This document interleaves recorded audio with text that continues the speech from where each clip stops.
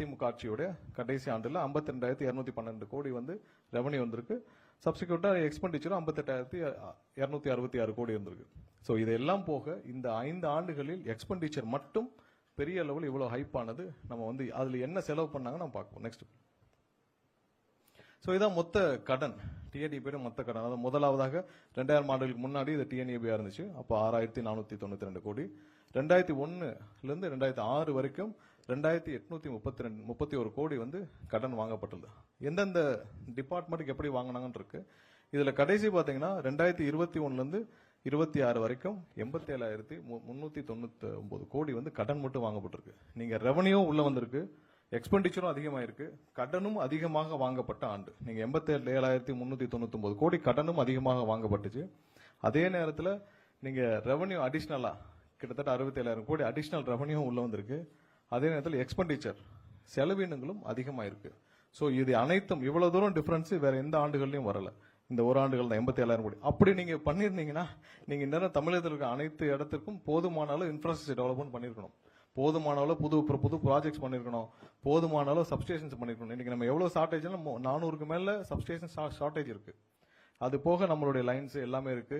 எங்கேயுமே மீட்டர் உடனே கிடைக்கிறது இல்ல, எல்லா இடத்துலயும் ஷார்டேஜ் இருக்கு. அது போக வேக்கன்ட் போர்ஷன் மட்டும் 70,000க்கு மேல இருக்கு. ஸோ இதெல்லாம் நீங்க ஃபில் பண்ணிருந்தீங்கன்னா இவ்வளவு செலவு பண்ணிருக்கீங்க, இவ்வளவு கடன் வாங்கியிருக்கீங்க, எல்லாம் பண்ணிருக்கீங்க, எதுவுமே இவங்க பண்ணல. அதையும் நம்ம அடுத்தடுத்த ஸ்லைட்ல பார்ப்போம். ஸோ கடனும் 87,000 கோடி அதிகப்படியாக கடந்த 5 ஆண்டுகளில் வாங்கப்பட்ட கடன்.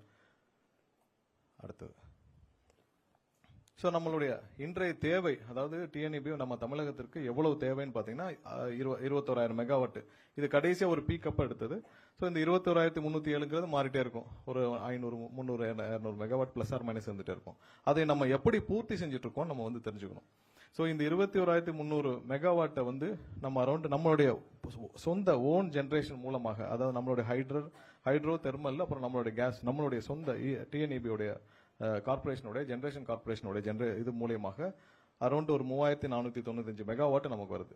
அது இல்லாமல் தமிழகத்துக்குள்ளே உற்பத்தி செய்யறாங்கல்ல, அதாவது சோலார், விண்டு, இப்போ கேப்டிவ்லாம் இருக்காங்க. ஸோ அதன் மூலமாக நம்ம அவங்ககிட்ட பர்ச்சேஸ் பண்றோம். வெளியிலிருந்து தமிழகத்துக்குள்ளே இருந்து நம்ம பர்ச்சேஸ் பண்றோம். அது வந்து 4,246 மெகாவாட் வந்து நம்ம வந்து பர்ச்சேஸ் பண்றோம். என்னென்ன ரேட்டுக்கு பர்ச்சேஸ் பண்ணணும் நம்ம அதுல சைட்ல போட்டிருக்கோம். இது ஆவரேஜ் பிரைஸ் தான். ஆவரேஜ் பிரைஸ் தான். நம்ம வந்து ஒரு சில வெண்டர்ட்ட மாத்தி வாங்குவோம். பட் ஆவரேஜா பாத்தீங்கன்னா இப்ப இண்டிபெண்டன்ட்ல வந்து 5.62 ரூபாய்க்கு வாங்கிட்டு இருக்கோம். இது வரைக்கும் விண்டுக்கு வந்து ₹2.92 வாங்கிட்டு இருக்கோம். சோலார் ₹6.11 வாங்கிட்டு இருக்கோம். கேப்டிவும் அதை விட ₹6.50. ஸோ இதெல்லாம் ஆவரேஜா நம்ம இந்த பிரைஸ்க்கு வாங்கிட்டு இருக்கோம். இன்டர் ஸ்டேட்டுக்குள்ள நம்மளுடைய. அதே இதுல மத்திய தொகுப்புல வேற மாநிலங்கள்ல இருந்து வர்ற இது வந்து எவ்வளவு வாங்குறோம்னு பாத்தீங்கன்னா 13,566 மெகாவாட் வந்து நம்ம வெளியிலிருந்து மத்திய தொகுப்புல இருந்து வாங்குறோம். என்னென்ன ரேட்டுக்கு வாங்குறோம்னு பாக்குறோம். இதுல நமக்கு ரொம்ப வித்தியாசம் வரக்கூடிய ரெண்டு பாத்தீங்கன்னா இந்த short term open access. So அதுல தான் பாத்தீங்கன்னா ₹6.76 ஆவரேஜ். பட் அந்தந்த நாட்களுக்கு பாத்தீங்கன்னா பீக்ல ₹17, ₹20 அந்த மாதிரி பீக்ல எல்லாம் வாங்க வேண்டிய சூழ்நிலை ஏற்படும். ஏன்னா இப்ப சாயந்தரத்துக்கு மேல சோலாரும் ஒரு சில மாதங்கள்ல விண்டும் நின்றோம். அப்ப பீக் அவல் இது ஆவரேஜ் பிரைஸ் தான். ஆனா அன்னன்னைக்கு பாத்தீங்கன்னா ₹17, ₹18, ₹20 ஏன்னா வேலை கிடைக்காம இருக்கப்ப பீக்ல மத்திய தொகுப்புல எவ்வளவு இருக்கோ பீக்ல வாங்கியிருக்கோம். இது ஆவரேஜ் பிரைஸ் தான். சோ இது ரெண்டு தான் வந்து அதிகப்படியாக நம்ம வந்து இந்த 3000 மெகாவாட் வந்து ஷார்ட் டேர்ம் கான்ட்ராக்ட் மூலமாகவும் எக்ஸ்சேஞ்ச் மார்க்கெட்ல ₹8.91 இது டெய்லி வாங்குறது. சோ இது ரெண்டு தான் அதிகப்படியான செலவினங்களை நம்ம மத்திய தொகுப்புல இருந்து வருது. சோ ஒரு சிலதில் லாங் டேர்ம் கான்ட்ராக்ட் எல்லாம் போட்டிருக்கோம். சோ அதன் மூலியமாக எவ்வளவு வந்து நம்ம வெளியில வாங்குறோம். சோ இதான் நம்ம வந்து இப்ப இருக்கிற நம்மளுடைய மின்சார தேவை இந்த 21,000 மெகாவாட்டை நம்ம எப்படி மீட் பண்ணிட்டு இருக்கோன்ற நம்ம வந்து சொல்லணும்னு கடமைப்படுறோம். ஏன்னா 3,495 வந்து நம்ம இன்டர்னல் நம்மளுடைய ஓன் ஜெனரேஷன் மூலியமாக நம்மளுடைய இப்ப எண்ணூர் தெர்மல் ஸ்டேஷன் இதெல்லாம் வச்சு மேட்டூர் இதெல்லாம் வச்சு நம்ம எவ்வளவு ஜெனரேட் பண்றோம், நம்மளுடைய ஹைட்ரோ எவ்வளவு வச்சு கேஸ் இவ்வளவு மூலமாக 3,495 தான். இது மாறிட்டே இருக்கு. இப்ப தெர்மல்ல வந்து கடந்த வாரம் வந்து 4,000க்கு மேல ஜெனரேட் ஆயிருக்கு. சோ இது மாறிட்டே இருக்கும் ஒவ்வொரு நாள் அதோட எஃபிஷியன்சி பொறுத்து. பட் இவ்வளவுதான் நம்மளுடைய இன்டர்னல் நம்மளுடைய டிஎன்இபி ஜெனரேஷன் மூலமா நம்ம மீட் அவுட் பண்றது. இன்டர்ஸ்டேட் மூலமா நம்மளுடைய பர்ச்சேஸ் வந்து 4,246 மெகாவாட். மத்திய தொகுப்புல இருந்து வர்றது வந்து 13,566. இப்படிதான் நம்ம மீட் பண்ணிட்டு இருக்கோம். சோ இவ்வளவு வந்து நம்ம பர்ச்சேஸ் நடக்குது. இதுல பெரிய லெவல்ல கேப் இருக்குது அந்த ஷார்ட் டேர்ம் பர்ச்சேசஸும் எக்ஸ்சேஞ்ச் மார்க்கெட்ல நம்ம வந்து டெய்லி வாங்குற பர்ச்சேஸும் தான் ஹை. இது வந்து நம்ம ஆவரேஜ் போட்டிருக்கோம். மொத்த ஆவரேஜ் ஒரு வருஷத்துக்கான ஒரு மாதத்துக்கான அந்த நாளுக்கான ஆவரேஜ். பட் அந்த அவருக்கு இது மாறும். 16, 17 ஒரு சில காலகட்டங்கள் ₹21 வாங்கியிருக்காங்க. ஸோ அதை சரி பண்றதுக்கான அடுத்த ஸ்லைட் அடுத்தது போங்க. ஸோ இப்போ நம்ம அந்த ஷார்ட் டேர்ம் கான்ட்ராக்டையும் இப்போ நம்ம அந்த கடந்த ஒரு மாதத்தில் சின்ன சின்ன லீக்கேஜஸ் ஆகுது சரி பண்ணுவோம்னு சொல்லிட்டு இந்த ஷார்ட் டேர்ம் கான்ட்ராக்ட் இந்த ஓப்பன் எக்ஸ்சேஞ்ச் மார்க்கெட்டில் இருக்கிறதையும் சரி பண்ணுறதுக்காக லாங் டேர்ம் கான்ட்ராக்ட் போடுறதுக்கான வேலைகளை செஞ்சிருக்கோம். ஸோ அதன் மூலமாக நம்ம பார்த்தீங்கன்னா இப்போ ₹8.91 இருக்கிறத வந்து நம்ம லாங் டேர்ம் கான்ட்ராக்ட் போட்டு ₹6, அதாவது செவரல் அந்த 2வது பிளாக்ல உங்களுக்கு தெரியும் 1000 மெகாவாட் நம்ம வந்து ₹6 இந்த மாதிரி மாற்றி வாங்க முயற்சிகளை செய்துட்டு வரோம். ஸோ இதன் மூலமாக நமக்கு வந்து ஒவ்வொரு மாதமும் ₹215 கோடி நம்ம வந்து மிச்சம் பண்ண முடியும் இப்போ இருக்கிற காலகட்டத்தில். அந்த ரெண்டு செக்டாரை மட்டும் இப்போ உடனே மாத்துறதுக்கான வேலைகளை துவங்கி இருக்கிறோம். ஸோ இதன் மூலமாக ஒரு ₹215 கோடி சேவ் பண்ண முடியும் ஒவ்வொரு மாசத்திற்கும். ஸோ அந்த வேலை துவக்கப்பட்டுள்ளது. ஸோ இதெல்லாம் வந்து அந்த ஷார்ட் டேர்ம் கான்ட்ராக்ட்லாம் மாத்திட்டு போடுறதுக்கான முயற்சிகள் ஆல்ரெடி எல்லாம் ஆரம்பிச்சிருச்சு. ஒரு சில வாரங்களில் இதுக்கான ப்ராக்ரஸ் எல்லாம் தனித்தனி கான்ட்ராக்ட் எங்கெங்கெல்லாம் அவைலபிலிட்டி இருக்கோ அதெல்லாம் லாங் டேர்ம் கான்ட்ராக்டை போட சொல்லி நம்ம வந்து எவ்வளவுக்கு பர்ச்சேஸ் பண்றோம்னு சொல்லி அதெல்லாம் முடிச்சு நம்ம வந்து இதன் மூலமாக இதை ரெண்டையும் மாத்துறதுக்கான வேலைகளை செஞ்சுட்டு இருக்கோம். அடுத்தது முக்கியமா நம்ம பார்க்க வேண்டியது டிஎன்ஏபியோட ஸ்டாஃபிங். ஏன்னா இன்னைக்கு நம்ம கிரவுண்ட்ல தேவைப்படுற ஒரு முக்கியமான விஷயம். நம்ம சென்னையை மட்டும் பார்க்கறதும் இல்லாம நம்ம தமிழகம் முழுவதும் பார்க்க வேண்டியிருக்கு. ஒரு சின்ன கிராமத்துல ஒரு சின்ன டிரான்ஸ்ஃபார்மர் போச்சுனாலும் எனக்கு போய் பார்க்கறதுக்கு அது கீழே ஒரு சப்ஸ்டேஷன் இருக்குன்னா சப்ஸ்டேஷன் கீழே 300-400 கிராமங்கள் இருக்கு.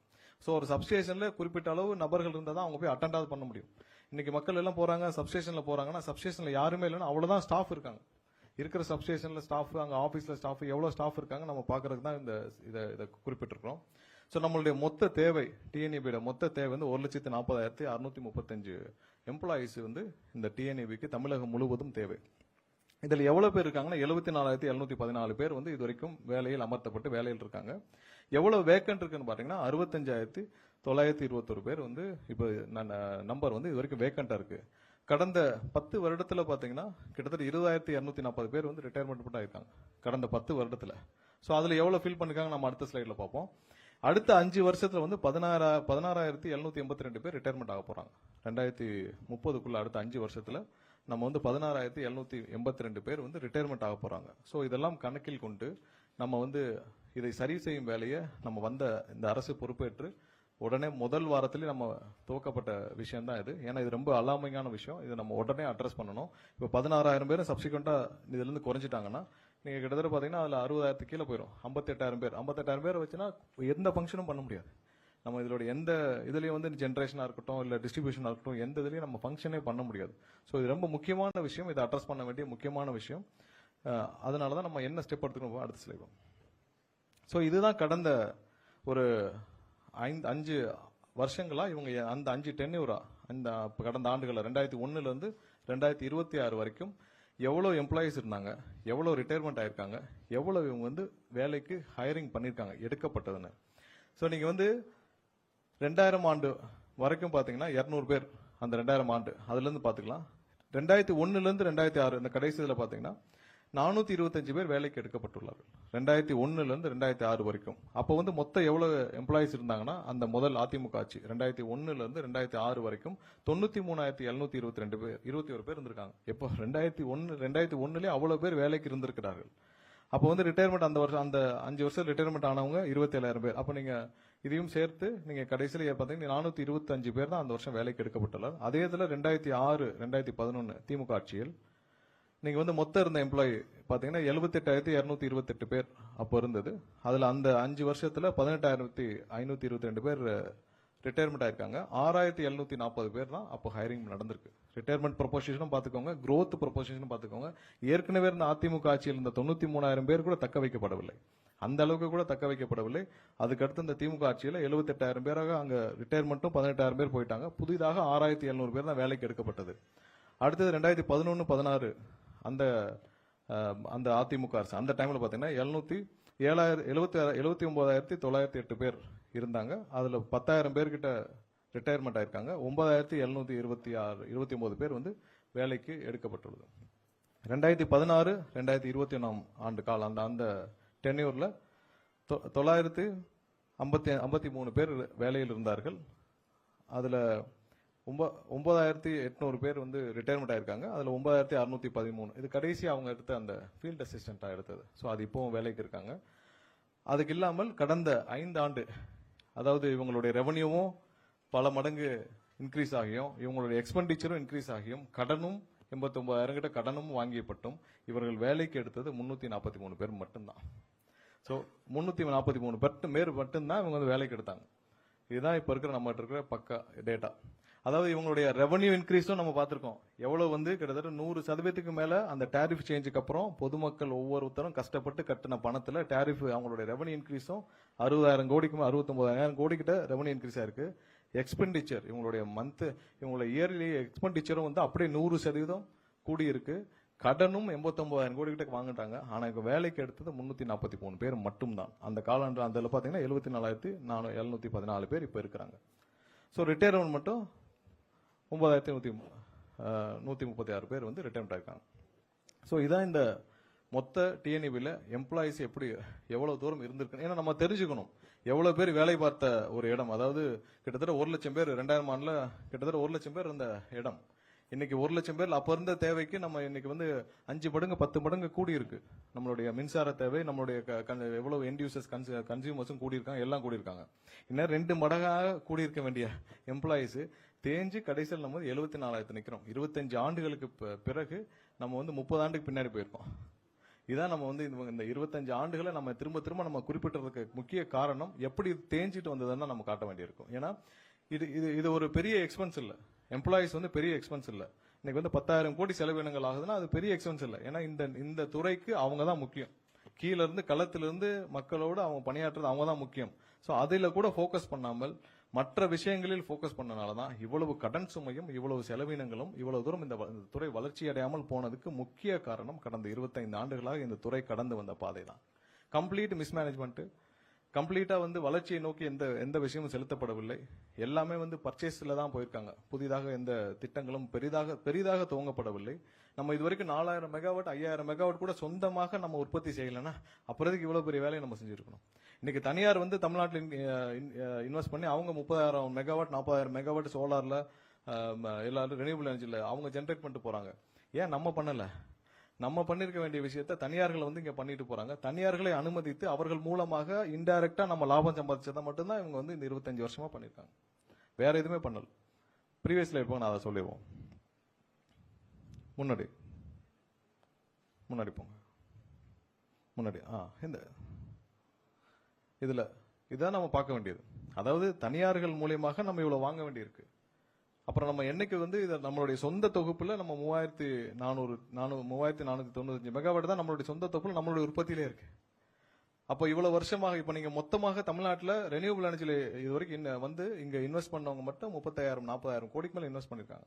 ஏன் நம்மளுடைய அரசு துறை அதில் கவனம் செலுத்தவில்லை? கடந்த 25 ஆண்டுகளாக நம்ம வெளியில பர்ச்சேஸ் பண்றோம், மத்திய தொகுப்புல பர்ச்சேஸ் பண்றோம். ஏன் இங்க இருக்கிறவங்களுக்கே நம்ம வந்து இதுக்கப்புறம் இங்க இருக்கிற உள்நாட்டு இதுலயே வந்து இங்க இருக்கிற உற்பத்தியில ஏன் அதிகமா பர்ச்சேஸ் பண்ணல?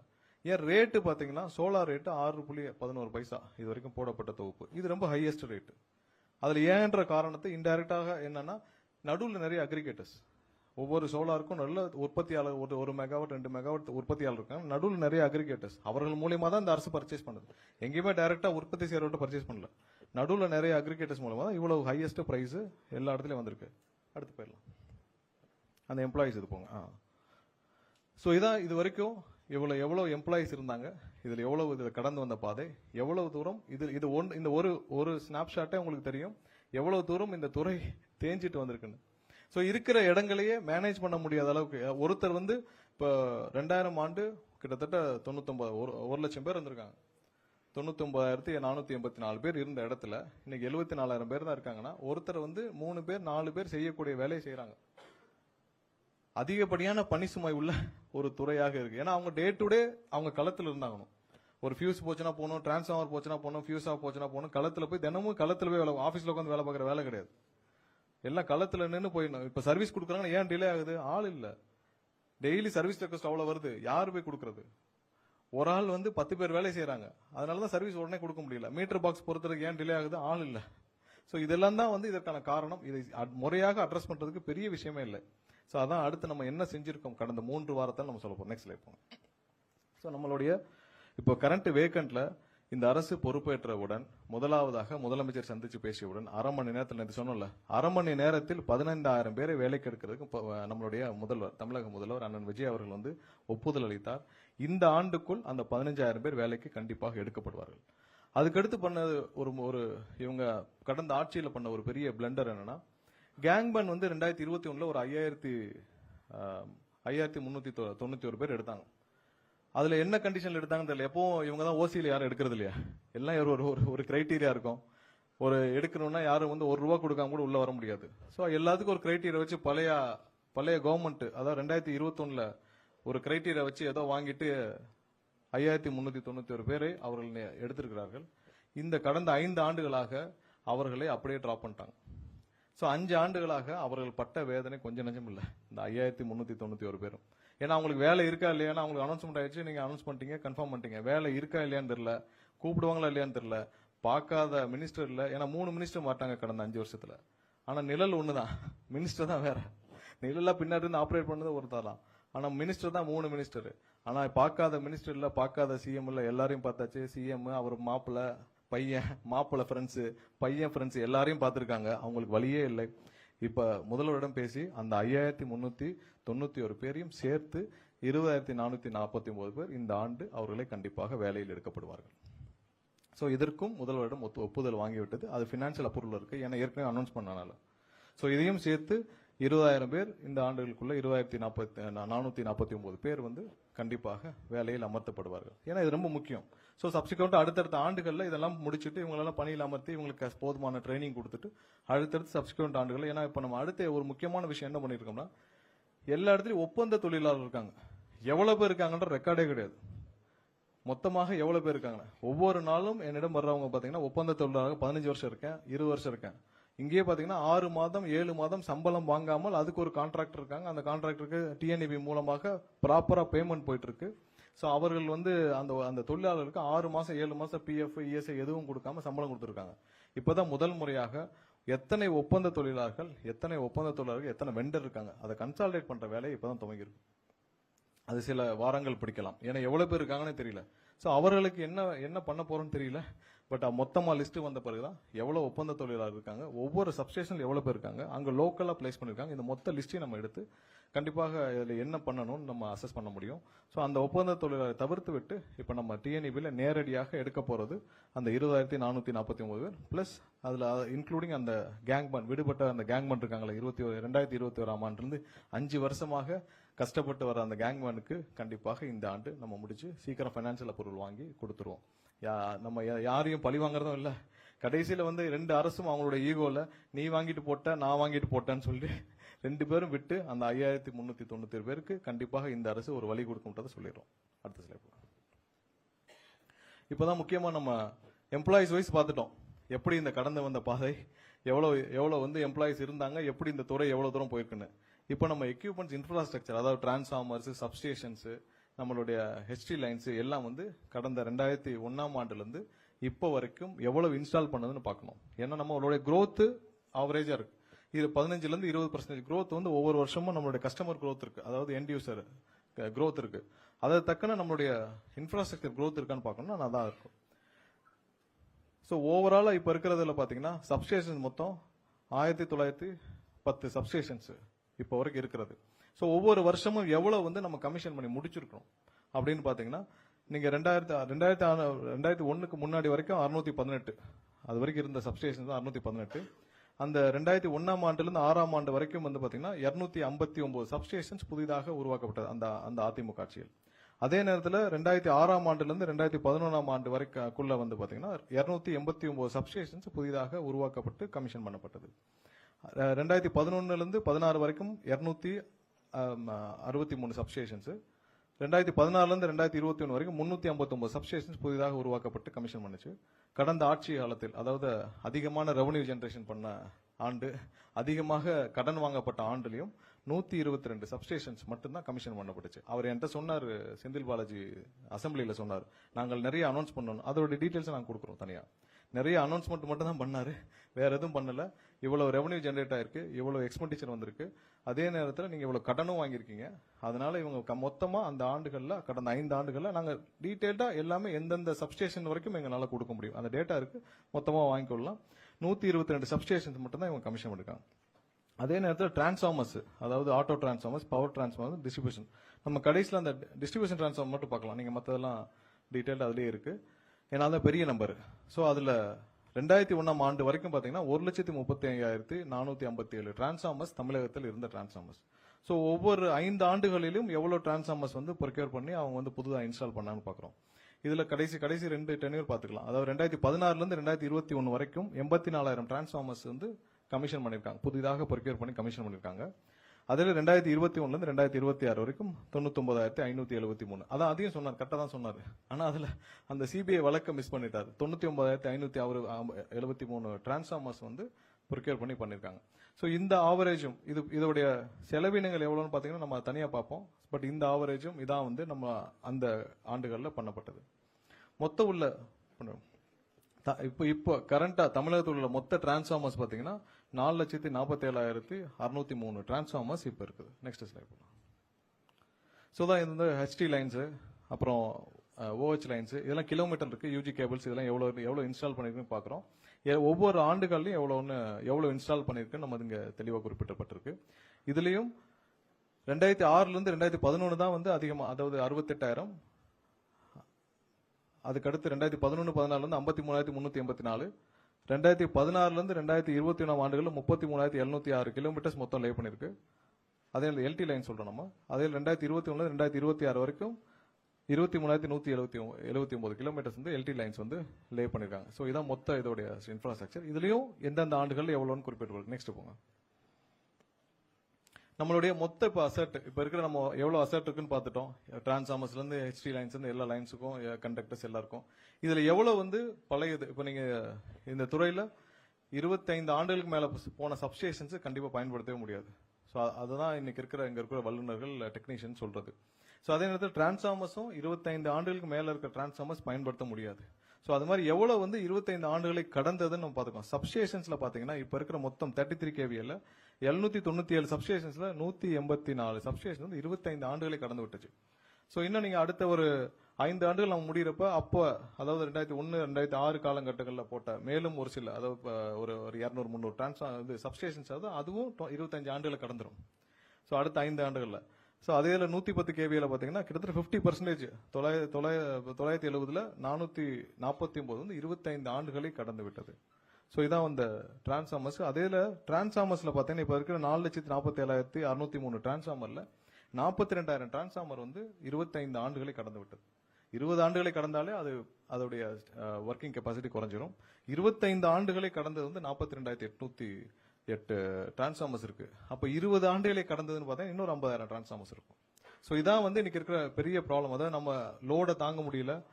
எல்லா இடத்துலயும் கஸ்டமர்ஸ் அதிகரிச்சிட்டாங்க, டிரான்ஸ்ஃபார்மர்ஸ் இல்ல. அந்த ஒரு பழைய 25 ஆண்டுகளுக்கு முன்னாடி இருந்த டிரான்ஸ்ஃபார்மர் வந்து இப்போ அதே கெப்பாசிட்டி ரன் பண்ண முடியல. இதனாலதான் அங்கங்க லோ வோல்டேஜ் இந்த இஷ்யூஸ் எல்லாம் இருக்கு. ஸோ இதை ரீப்ளேஸ் பண்றது, இதை எப்படி சரி பண்றோம் நெக்ஸ்ட்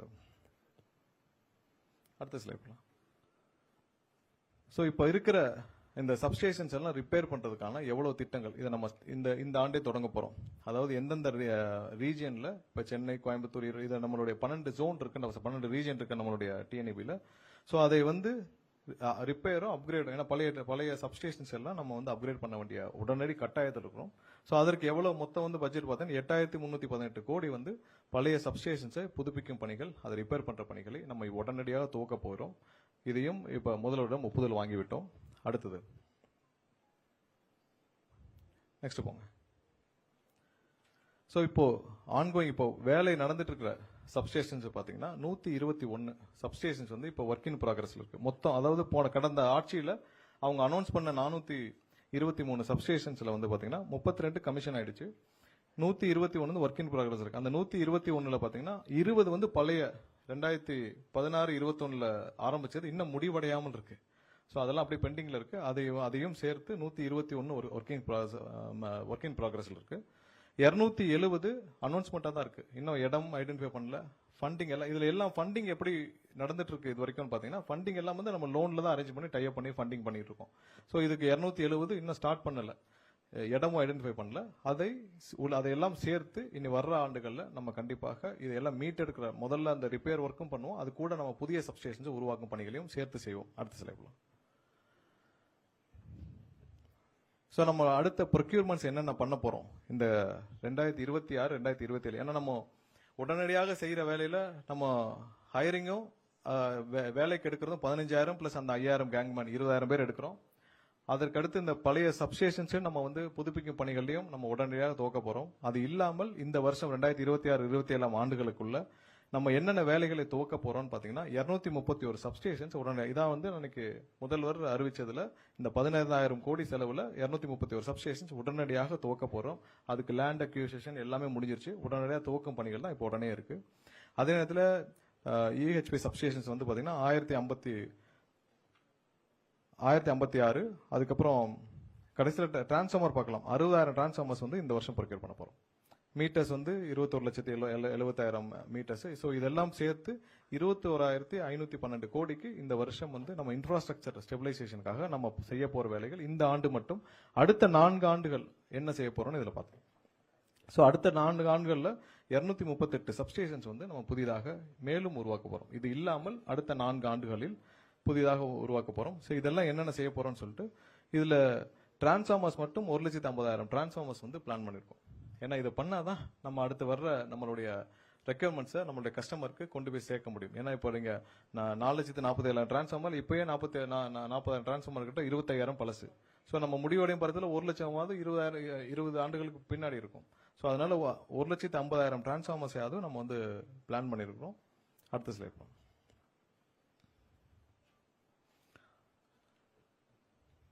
ஸோ நம்ம ப்ரொபோஸ்ட் சப்ஸ்டேஷன்ஸ் எங்கெங்க பண்ணிட்டு இருக்கோம், இப்போ எங்கெங்க பிளான் பண்ணிருக்கோம், இந்த 231 சப்ஸ்டேஷன்ஸ் இருக்குல்ல, அதோடைய ஸ்பிளிட் எங்கெங்க வந்து நம்ம ப்ரொபோஸ் பண்ணிருக்கோம். இப்போ நம்ம இமீடியட்டா ஸ்டார்ட் பண்ண போற ப்ரொபோஸ்ட் சப்ஸ்டேஷன்ஸ், இந்த ஆண்டு தூங்க போற சப்ஸ்டேஷன்ஸோடைய ஸ்பிளிட் அப் அந்த 231 போலாம். அடுத்த ஸ்லைட். அதான் 2027 இருந்து அடுத்த 4 ஆண்டுகள்ல நம்ம எவ்வளவு சப்ஸ்டேஷன்ஸ் பிளான் பண்ணிருக்கோம்னு சொல்லிட்டு அதோடைய ஸ்பிளிட் அப், அதாவது சென்னை அந்த ரீஜன் வைஸ் நம்ம ஸ்பிளிட் அப், இதுல இடமெல்லாம் ஐடென்டிஃபை பண்ணி ஃபண்ட் எல்லாம் நம்ம லோன் டை அப் தான் பண்றோம். லோன் டை அப்ல இதை எப்படி பண்ண போறோம்னு சொல்லிட்டு அதுக்கான பிளானிங் மொத்தம் வந்து அடுத்த 5 ஆண்டுகள்ல 469 சப்ஸ்டேஷன்ஸ் வந்து உருவாக்கும் பணிகளை நம்ம இப்போதைக்கு திட்டமிட்டு இருக்கோம். தேவைக்கேற்ப அதிகரிக்கணும்னாலும் அப்ப தேவைக்கேற்ப அறிவிச்சுக்கலாம். பட் இப்போதைக்கு இன்னைக்கு இருக்கிற சூழ்நிலையில அட்லீஸ்ட் ஃபியூச்சரிஸ்டிக்கா நம்ம வந்து பிளான் பண்றது நம்ம 469 சப்ஸ்டேஷன் வந்து இப்போதைக்கு பிளான் பண்ணிருக்கோம். அடுத்தது இது ரொம்ப முக்கியமானது. ஏன்னா ஆன்கோயிங் நம்ம வந்து தெர்மல் ப்ராஜெக்ட்ஸ், நம்ம ஹைட்ரல் ப்ராஜெக்ட்ஸ்லாம் நம்ம இருக்கு. ஸோ இதெல்லாம் நம்ம ரொம்ப கவனிக்க வேண்டிய விஷயம். நிறைய ப்ராஜெக்ட்ஸ் வந்து பல ஆண்டுகளாக 10-15 ஆண்டுகளாக நம்ம வந்து ஆரம்பிச்சிருக்கோம். ஸோ அது எப்போ முடிக்கணும், எந்த காலாண்டு, எவ்வளவு திட்டமிடல், ஏன்னா ஒவ்வொரு அரசும் மாறி மாறி வந்த காரணத்தினால், இந்த 5 வருஷம் அந்த 5 வருஷம் மாத்தி மாத்தி வந்த காரணத்தினால் ஸோ நிறைய ப்ராஜெக்ட்ஸ் வந்து அதோடைய கண்டினியூட்டி இல்லாமல் போன விஷயங்கள் இருக்கு. ஸோ நீங்க எண்ணூர்ல பாத்தீங்கன்னா 2013 ஆரம்பிக்கப்பட்ட ப்ராஜெக்ட் சுமார் வந்து 9,799 கோடியில திட்டமிடப்பட்டு ஆரம்பிக்க இப்போ டோட்டல் காஸ்ட் இப்போ அடிஷ்னலா வந்து 7,252 கோடி தேவைப்படுது அந்த ப்ராஜெக்ட் முடிக்கிறதுக்கு. ஸோ அதற்கான பணியும் இப்போ விரைவாக முதல்வர் அன்னைக்கு ரிவ்யூ பண்ணிட்டு விரைவாக முடிக்கும் பணிகளை துவக்கிட்டு இருக்கோம். அதே தான் உடன்குடிக்கும் இப்போ அடிஷ்னலா வந்து 818 கோடி தேவைப்படுது. அதுவும் 2013 ஆண்டு ஆரம்பிக்கப்பட்டது.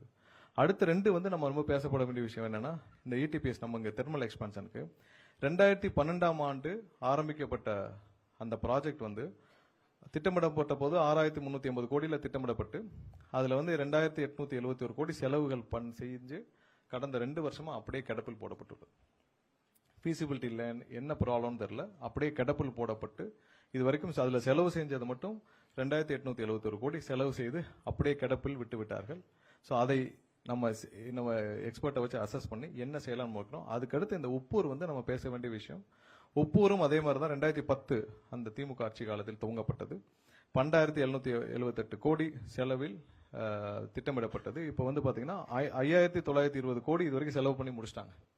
ஆனால் கடந்த 5 ஆண்டுகளாக 2021 அது ஸ்டாப்ட் இல்ல, தப்பா இருக்கு. அது 2021 அது வந்து கிடப்பு, அதுல இருந்து அப்படியே கிடப்புல கிடக்கு. அந்த உப்பூர் பிளான்ட் 5 ஆண்டுகளாக எந்த வேலையும் செய்யல, 5 ஆண்டுகள் அப்படியே கிடப்புல இருக்கு. ஸோ இதையும் முதல்வர் அசஸ் பண்ணி அன்னைக்கு ரிவ்யூ பண்ணி முடிச்சுட்டு உடனடியாக இதையும் முடிக்க சொல்லியிருக்கிறார். ஏன்னா இவ்வளவு செலவு பண்ணியாச்சு மக்களோட வரி பணத்தை எடுத்து. அந்த உப்பூருக்குலாம் வந்து கேட்ட வரைக்கும் அதுக்கு வாங்கின கடனும் செலுத்தப்பட்டு விட்டுச்சான். வாங்கின கடனையும் செலுத்தியாச்சு, ஆனால் அது அனைத்தும் அப்படியே கிடப்பில் போட்டு ஒரு ஓரமாக போட்டு வச்சிருக்காங்க. ஸோ இவ்வளவு வாங்கின கடந்த 5 ஆண்டுகள் இவங்க வாங்கின கடன், இவங்க இன்க்ரீஸ் பண்ண ரெவன்யூ, இது எதிலையும் இந்த இதில் ஃபோக்கஸ் பண்ணவே இல்லை. ஸோ நம்ம அடிஷனலாக ஏதாவது ப்ராஜெக்ட்ஸ் பண்ணாங்களா? இல்லை. அடுத்து போங்க. ஸோ கடந்த இதில் ஹைடல் ப்ராஜெக்ட்ஸ்ல என்னென்ன இப்போ பம்ப்டு ஸ்டோரேஜ்ல நிறைய நம்ம ஃபோக்கஸ் பண்றோம். ஏன்னா பீக் ஹவர்ஸ் மேனேஜ்மெண்ட்டுக்காக ஃபோக்கஸ் பண்றது. அதுவும் வந்து 2016-21 ஆண்டுகளில் ஆரம்பிக்கப்பட்டது. இந்த குந்தா ப்ராஜெக்ட்ஸும் அதே மாதிரி தான். ஸோ இதெல்லாம் திட்டமிடப்பட்டு எவ்வளோ அடிஷனல் ரெவன்யூ இப்போ தேவைப்படுது இப்போ இந்த 2 ப்ராஜெக்ட்டுக்கும். ஸோ இதெல்லாம் விரைவாக இந்த ஆட்சி காலத்தில் முதல்வரும் உத்தரவிட்டிருக்கிறார். சீக்கிரமா முடிச்சு நம்ம துவக்கும் பணிகளில் இருக்கிறோம். ஸோ அதெல்லாம் விரைவாக ஆய்வு செய்து அடுத்தடுத்த கட்டத்தில் சீக்கிரமா முடிக்கிற வேலையில நம்ம இப்போ பண்ணியிருக்கிறோம். அடுத்தது போங்க. ஸோ இதுல ப்ரீவியஸ்ல இருக்கும். ஸோ இந்த 2லயும் பாத்தீங்கன்னா கடந்த 5 ஆண்டுகளாக எந்த புது ப்ராஜெக்டும் ஆரம்பிக்கல. இப்போ இந்த மாதிரி ஏதாவது ப்ராஜெக்ட் ஏதாவது ஹைட்ரல் தெர்மல் ஏதாவது ஆரம்பிச்சிருக்காங்களா, இனிஷியேட் பண்ணிருக்காங்களா? எதுவும் புதிதாக ஆரம்பிக்கப்படவில்லை. எதுவும் புது அனௌன்ஸ்மெண்ட்டும் பண்ணல. எல்லாம் ஐடென்டிஃபைடோட இருக்கு. பிஓ ரிலீஸ் பண்ணிருக்கு. எந்த இதுவும் புதிதாக துவங்கப்படல. அடுத்தது போலாம். ஸோ நம்ம கடந்த 4 வாரத்துல என்னென்ன, அதாவது எம்ப்ளாயி ரிலேட்டட்ல எவ்வளவு பேர் ஹையர் பண்றதுக்கான நம்ம வேலைகளை துவங்கி இருக்கணும்னு நம்ம சொல்லியிருக்கிறோம். அதே நேரத்தில் நம்ம வந்து எவ்வளவு இன்ஃப்ராஸ்ட்ரக்சர், அதாவது எவ்வளவு சப்ஸ்டேஷன்ஸ் புதிதாக துவங்க இருக்கிறோம். அதே நேரத்தில் எவ்வளவு டிரான்ஸ்ஃபார்மர் வாங்க இருக்கிறோம், எவ்வளவு புதிதாக எல்லா எக்யூப்மெண்ட்ஸ்ல வாங்க இருக்கு, அனைத்து திட்டமிடலும் செஞ்சு அதற்கான வேலைகள் துவங்கப்பட்டு விட்டுச்சு. அது இல்லாமல் நம்ம இங்க ப்ராசஸ் ஓரியன்டா எவ்வளவு சேஞ்சஸ் நம்ம பண்ணிருக்கோம் நம்ம பாக்குறோம். அதாவது நிறைய அவுட்டேஜஸ் சொல்றாங்க, டெய்லி இவ்வளவு அவுட்டேஜஸ் போகுதுன்னு. ஸோ அந்த அவுட்டேஜஸ் மக்கள் அனைவரும் தெரிஞ்சுக்கொள்ள வேணும், எவ்வளவு அவுட்டேஜஸ் ஒவ்வொரு நாள் இருக்குன்னு சொல்லிட்டு. ஸோ அதற்காக கடந்த ஒரு வாரமாக டெய்லி டேஷ்போர்டு எவ்வளவு அவுட்டேஜஸ், அதாவது எந்தெந்த இடத்துல பவர் ஃபெயிலியர் ஆகுது, எவ்வளவு அவுட்டேஜஸ் நம்ம பப்ளிஷ் பண்ணிட்டு வரோம். ஸோ அதுல எவ்வளவு நேரத்தில் அதை ரெக்கவர் பண்றாங்க, எந்தெந்த இடத்துல அவுட்டேஜஸ் ஆகுதுன்னு சொல்லிட்டு நம்ம பப்ளிஷ் பண்ணிட்டு வரோம். இதுவரை நான் பார்த்தவரை 52 55 இடங்கள் அதிகமாக அவுட்டேஜஸ் தமிழ்நாடு முழுவதும். அது எவ்வளவு நேரத்தில் ரெக்கவர் பண்றதும் சேர்த்து நம்ம பப்ளிஷ் பண்ணிட்டு வரோம். அது ஒரு புது இனிஷியேட்டிவ். அதுக்கடுத்து கிரீன் ரெனியூவபிள் எனர்ஜியில் இந்த சோலார் விண்ட் மில் இதெல்லாம் பாத்தீங்கன்னா நம்ம அப்ளிகேஷன்ஸ் இது முன்னாடி எப்படி போயிட்டு இருக்குன்னு தெரியும். பார்ட்டி ஃபண்ட் ரொம்ப கோவம் வந்தது நிறைய பேருக்கு. ஸோ இந்த ரெனியூபிள் எனர்ஜில இது வரைக்கும் அப்ளிகேஷன் கொடுத்த எல்லாருக்கும் நீங்க போய் கேட்டீங்கன்னா தெரியும் பார்ட்டி ஃபண்ட் என்னன்னு அவங்க சொல்லுவாங்க. இப்பவும் பார்ட்டி ஃபண்ட் கொடுத்துட்டு ஏதாவது கிடைக்காம இருந்துச்சுன்னா கண்டிப்பா சொல்லலாம். அவர்களுக்கு தேவையான அந்த பார்ட்டி ஃபண்ட் யார்கிட்ட கொடுத்தாங்களோ அதை வாங்கி நாங்கள் திரும்ப கொடுக்கறதுக்கும் தயாராக இருக்கிறோம். ஸோ அந்த பார்ட்டி ஃபண்டை கொடுத்துட்டு அதுல பெரிய சிக்கல் இருந்த துறை வந்து அந்த கிரீன் எனர்ஜில சோலார்ல. ஸோ அதுல ஒரு மெகாவாட்டுக்கு இதுவரை ஒரு பெரிய அளவுல 20-25 லட்சம் ரூபாய் வாங்கிட்டு தான் இது வரைக்கும் அப்ளிகேஷன் உள்ள போயிருக்கு. அப்புறம் கமிஷனிங் அந்த இடம் உங்களுக்கு ஏறது வர்றது எல்லாமே சேர்த்து தான் அந்த கிரீன் எனர்ஜில போயிட்டு இருந்துச்சு. ஸோ அதை டிரான்ஸ்பரண்டா ஆக்கும் முயற்சியாக நம்ம வந்து அதுக்கான ஒரு அப்ளிகேஷன் கிரியேட் பண்ணிருக்கோம். முதல் கட்டமாக நம்ம என்ன போறோம்னா பேட்டரி ஸ்டோர்டு போறோம். இனி வர்ற காலங்களில் முதல் கட்டமாக விரைவில் முதல்வருடைய ஒப்புதல் பேர்ல இது லான்ச் செய்யப்படும். முதல் கட்டமா பேட்டரி ஸ்டோர் தான் போறோம். ஏன்னா லோட் ஃப்ளோ ஸ்டடி இல்லாமல் இவர்கள் சரியாக திட்டமிடாமல் எல்லா இடத்துலயும் நிறைய கொடுத்து வச்சிருக்காங்க, சோலாருக்கும் விண்டுக்கும். ஸோ அதனால நிறைய இடத்துல ஹை வோல்டேஜ் நிறைய இருக்கு. அது எவ்வளவு வருது, எவ்வளவு லோடு இருக்கு, எவ்வளவு இல்லைன்னு தெரியல, ரியல் டைம் டேட்டாவே இல்லை. ஸோ அதற்கான முழு அளவில் லோட் ஃப்ளோ ஸ்டடி பண்ணும் பணிகள் கடந்த 3 வாரங்களாக நடந்துட்டு வருது. ஸோ அதை செய்யாமல் நம்ம வந்து புதிதாக அப்ளிகேஷன் துவங்க முடியாது. அதனால பேட்டரி ஸ்டோர்டு மட்டும்தான் அடுத்த வர ஒரு சில நாட்களில் நம்ம அனைத்தும் முடிஞ்சு இப்போ அதுக்கான பாலிசி டிஃபைனிங் வந்து நம்ம ரெடி பண்ணிட்டு இருக்கோம். நம்ம இந்த டிஎன்இபியில் வந்து இவ்வளவு பெரிய ஒரு துறை, ஒரு டெக்னிக்கலான துறை, எலக்ட்ரிக்கல்ல இவ்வளவு பெரிய இந்தியாவிலே ஒரு மிகப்பெரிய துறையாக வளர்ந்துக்க வேண்டிய துறையில இது வரைக்கும் R&D டீமே இல்லை. ஸோ அதனால நம்ம புதிதாக R&D டீம் ஒன்று உருவாக்கப்பட்டு நம்ம ஐஐடியோட கொலாபரேஷன் பண்ணிருக்கோம். விரைவில் அதுக்கான கொலாபரேஷன் நம்ம சைன் ஆயிடும். ஸோ அவரெல்லாம் உள்ளடக்கி தான் நம்ம வந்து இப்போ பாலிசி டிஃபைனிங் பண்ண போறோம். ஏன்னா ரெனியூபிள் எனர்ஜியில் எவ்வளவு பேட்டரி ஸ்டோர்டு வேணும், எவ்வளவு பண்ணணும், என்ன மாதிரியான பாலிசி கொண்டு வரணும் எல்லாம் டிஃபைன் பண்ணி ஒரு 10 நாட்களுக்குள்ள இதை நம்ம லான்ச் பண்ணிடுவோம். ஸோ இனிமேல் வந்து ஒரு டிரான்ஸ்பரண்டா எங்கெங்கெல்லாம் நீங்க அவைலபிள் இருக்கோ நீங்க அப்ளிகேஷன் கொடுக்கலாம், எந்த பார்ட்டி ஃபண்டும் கிடையாதுன்றத திரும்பவும் கோட் பண்ணிக்கிறோம். அடுத்தது கிளவுட் ஆடிட்டிங்னு ஒரு சிஸ்டம் வந்து கடந்த 5 வருஷமா பண்ணிருக்காங்க. இது நம்ம ரொம்ப குறிப்பிட்டு சொல்ல வேண்டிய விஷயம் என்ன, இந்த கான்ட்ராக்ட் ஸ்டாஃபிங்ல கிளவுட் ஆடிட்டிங்னு ஒன்று வச்சிருக்காங்க. யார் யாரெல்லாம் வந்து கான்ட்ராக்ட் ஸ்டாஃபிங் வச்சிருக்காங்களோ அவங்க எல்லாம் வந்து ஒரு வெளியில ஒரு எக்ஸ்டர்னலா ஒரு டீம் இருக்காங்க. அந்த டீம்கிட்ட போய் இவங்க போய் பில்ஸை சப்மிட் பண்ணிட்டா அவங்க சிக்னேச்சர் பண்ணாதான் இங்க பில்லே சாங்ஷன் ஆகுது. ஆனா அவங்ககிட்ட வேலை பார்க்குற அந்த தொழிலாளர்கள், ஒப்பந்த தொழிலாளர்களுக்கு சரியான சம்பளம் போதா இல்ல, சரியா இஎஸ்ஐ பிஎஃப் கட்டுறாங்களா இல்ல. ஸோ சம்பளமும் போகாமல் இஎஸ்ஐ பிஎஃப்பும் கட்டாமல் எவ்வளவு பேர் 100 பேர் இருக்காங்கன்னா 100 பேர் இருக்காங்களான்ற அக்கௌண்ட் யார்ட்டையுமே இல்லை. அதெல்லாம் அந்த கிளவுட் ஆடிட்டிங்னு ஒரு டீம்ல இருக்கு. ஸோ இது என்னன்னா முற்றிலும் வந்து முறைகேடு செய்யறதுக்காக மட்டும் உருவாக்கப்பட்ட ஒரு பிளான் மாதிரி தான் இருக்கு. ஏன்னா நீங்க டிஎன்இபிலே இவ்வளவு பேர் இருக்கப்ப நம்மளே வெரிஃபை பண்ணி கொடுக்காம எதுக்கு கிளவுட் ஆடிட்டர்னு எக்ஸ்டர்னல் ஆடிட்டர்? ஏன்னா நீங்க 100 பேர் வேலை பாக்குறீங்கன்னா 100 பேருக்கு கையெழுத்து நீங்க போடணும்னா 100 பேருக்கும் ஒரு பில் அப்ரூவ் பண்றதுக்கு முன்னாடி ஒருத்தரை பார்த்துட்டு வாங்கன்னு சொல்ற மாதிரி தான் இந்த சிஸ்டம் இருந்துச்சு. இது இருக்கிற நம்ம வெண்டர் மேனேஜ்மெண்ட் மீட்டிங் வச்சிருந்தோம், கடைசியாக கலைவாணர் அரங்கத்தில் வச்சிருந்தோம். அதுல பலர் இதை சுட்டி காட்டினார்கள். அடுத்த நாளே இது ரத்து செய்யப்பட்டது. ஸோ இப்போ இருந்து புதுசாக என்ன பண்ணியிருக்கோம்னா, யார் யாரெல்லாம் ஒப்பந்த தொழிலாளர் இருக்காங்களோ அவங்க அனைவரும் அவங்களுடைய எம்ப்ளாய்க்கு பே பண்ண பே ஸ்லிப்பு, இஎஸ்ஐ, பிஎஃப் அந்த முந்தைய மாதத்துக்கு இப்போ கடந்த மாதத்துக்கு இந்த மாதம் 15ஆம் தேதிக்குள்ள சப்மிட் பண்ணால் மட்டும்தான் அவங்களுக்கு பில்லிங் ப்ராசஸ் ஆகுன்ற புது சிஸ்டத்தை நம்ம போன மாதத்துலேருந்து உருவாக்கி இருக்கிறோம். அது இந்த மாதத்துலேருந்து யார் யாரெல்லாம் எம்ப்ளாயி ஒப்பந்த தொழிலாளருக்கு அவங்களுடைய சம்பளத்தை அவங்க பேங்க் அக்கௌண்ட்ல கிரெடிட் பண்ணிட்டு இஎஸ்ஐ, பிஎஃப் கட்டினால் மட்டும்தான் அவர்களுக்கு பில்லிங் இங்க ப்ராசஸ் செய்யப்படும்.